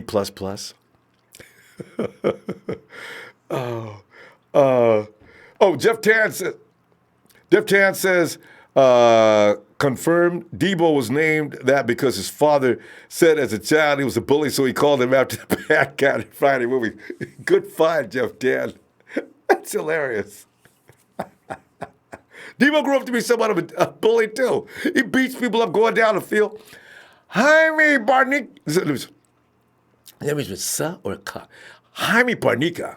Hey, you think Kyle and John keep 6 or 7 wide receivers? You know, we've already got probably too many running backs. And I don't know how they're going to do the math on this. Somebody said you could put players on the IR in case somebody gets hurt. You don't want to get these guys, the wrong guy, tell him good night, and, somewhere down the line and during the season, oh, man, we should have found a way to hold on to that player. So I don't know. Man. Actually, 7 would be ideal. They're going to keep 4 running backs for sure. That's 11 spots right there. I just don't know. Jerry Fresh, after processing the draft for a day or two, I realized that Kyle and Lynch are not looking to rebuild. These mofos are looking to win now. No more training bras. Let's go. You guys, boy, these analogies, I love it. Celestial Scripture, Goodwin takes the top off the defense with that speed alone. Just the threat of it opens up pockets on the field. This is why I know Keese ain't going nowhere. They're going to keep him for special. Keese is going to become this Taylor, should I say. Taylor. God, now I lost his name. Anyway, the Atlanta Falcons, Taylor Gabriel. This is going to be the Taylor Gabriel of the 2019 team. Kings. So I say keep him for that. Not to mention he's shown he can be a productive when healthy. He was Jimmy G's go-to guy. Remember that 2017 season when Jimmy G came down and played? Who was the dude? Keys. Empire Strikes Back. 49ers. Roberto. I can't wait either. It's going to be a good year. I saw Roberto in the chat. Downey, Montana. 49er hitter. All this hype. I hope our strength and conditioning coaches are solid, man. Oh, Dottie, Montana, you and me both, man, because we've already seen our guys biting dust on a weekly basis. I mean, our guys didn't even get out of the practice field. Hopefully there's new science going on. These guys are getting paid the big bucks. Let's make sure we can keep those guys upright as long as possible. I like the idea. If they're doing yoga, if you've ever done yoga, you know it takes a mentality. That hurts. But after a while, it stops hurting. But you got to go through that level of pain till the muscles finally get to the point they got that kind of flexibility and you can roll, baby. And that is so needed by these guys. But a lot of guys are either cowards or lazy when it comes to stretching. They won't go past the point of pain. You do. Don't stretch crazy to the point you snap something, but you got to get that muscle to flex it out. Michael Lang says, when Debo beats this guy for a TD, someone in the TD crowd's got to get him a chain. I think somebody should ride a bicycle across the field. Every time Debo scores, they ought to have a guy riding a bicycle across the field. I can see Debo look up, hey, that's my bike. Or else somebody bring a bicycle out on the field so Debo can ride back to the sideline. I wish they would allow these things.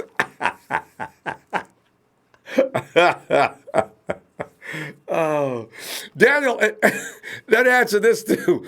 The dude who got abused, dudes on the sideline gonna be saying, he gonna start crying when he get back to the sideline.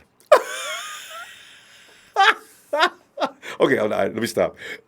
Daniel, San Francisco 49ers fan, 5249. Hey, Ronbo, the heck with J-Dub Club. We need the Whiskey Pooch Kick Club. I'm for that. Whiskey Pooch Kick Club. I'm going to write these down. Say that into a second. Matt Mardigan, 1680. The Seahawks took a punter in the 5th last year, and he helped them win games and become a Pro Bowler. He's also Australian. See, everybody's going to get him in Australia. I guarantee you scouts are already moving to Australia to scout the entire area between now and next year. As soon as we see how good that Mitch, by the way, he's on Twitter, Mitch Wish. That's at Mitch Wish. You can use his name. You can get that for his name, too. I've already been talking to him. Well, I like me some Mitch, man. James Sablon says, you think Bosa will struggle versus long-arm tackles? There will be. Okay, Bosa's not, there are people that are probably going to be able to deal with him. But the majority of people are not going to be able to deal with him. And every now and then, somebody may lock him up. Here's what I did notice, even against that one guy that I do remember seeing that did a good job on him. He didn't beat Bosa every time. Yeah, he beat him on a couple of plays, but Bosa, he gets his. He's a scrappy, scary, dangerous individual. So, we'll see. The first time Nick the Godfather Bosa hits Jared Goff so hard, he thinks he's back in Cal, and they bring the card out for him. He finishes his rookie season with 15 sacks. We will love him. He's already been talked about as being a candidate for Rookie of the Year already. And you got Joey walking around saying Nick's probably the best one in the family. And that could be just brotherly love, but we'll see. But I've heard that from others before as well. I already thought Joey was a monster with the Chargers. If Nick is better, I tell you, I've already said it before. I got to see this. San Francisco says, I like the punter simply off his name. I need the September to hurry up and get here. Let me go ahead.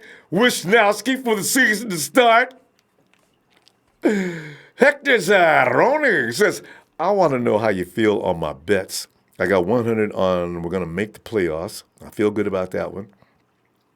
And win round 1, 50 on game 1, and 50 on this versus the Saints and Steelers. I'd take that Steelers bet, but the Saints, they do worry me because that team is not broken mentally or physically. They could be tough for our guys this year. None of these teams are going to be tough for us next year, but this year we still just gotta water that seed. Water that seed. Let it get them sprouts up out the ground just a little further. Because by the time it rises to a small tree, it's over. It is over. Hey, fam. Shh. Man, I enjoyed you tonight. You know that. Can't wait. Listen, I said I ain't coming back to Friday, but if something crazy happens anytime between now and Friday, man, look for me. I'll tell you what, powwow time. And fam, please, think love. This life is too short to be hating, all right? You know what I'm talking about. I'm talking about everything you do. Try to find a way to stay away from the hate. I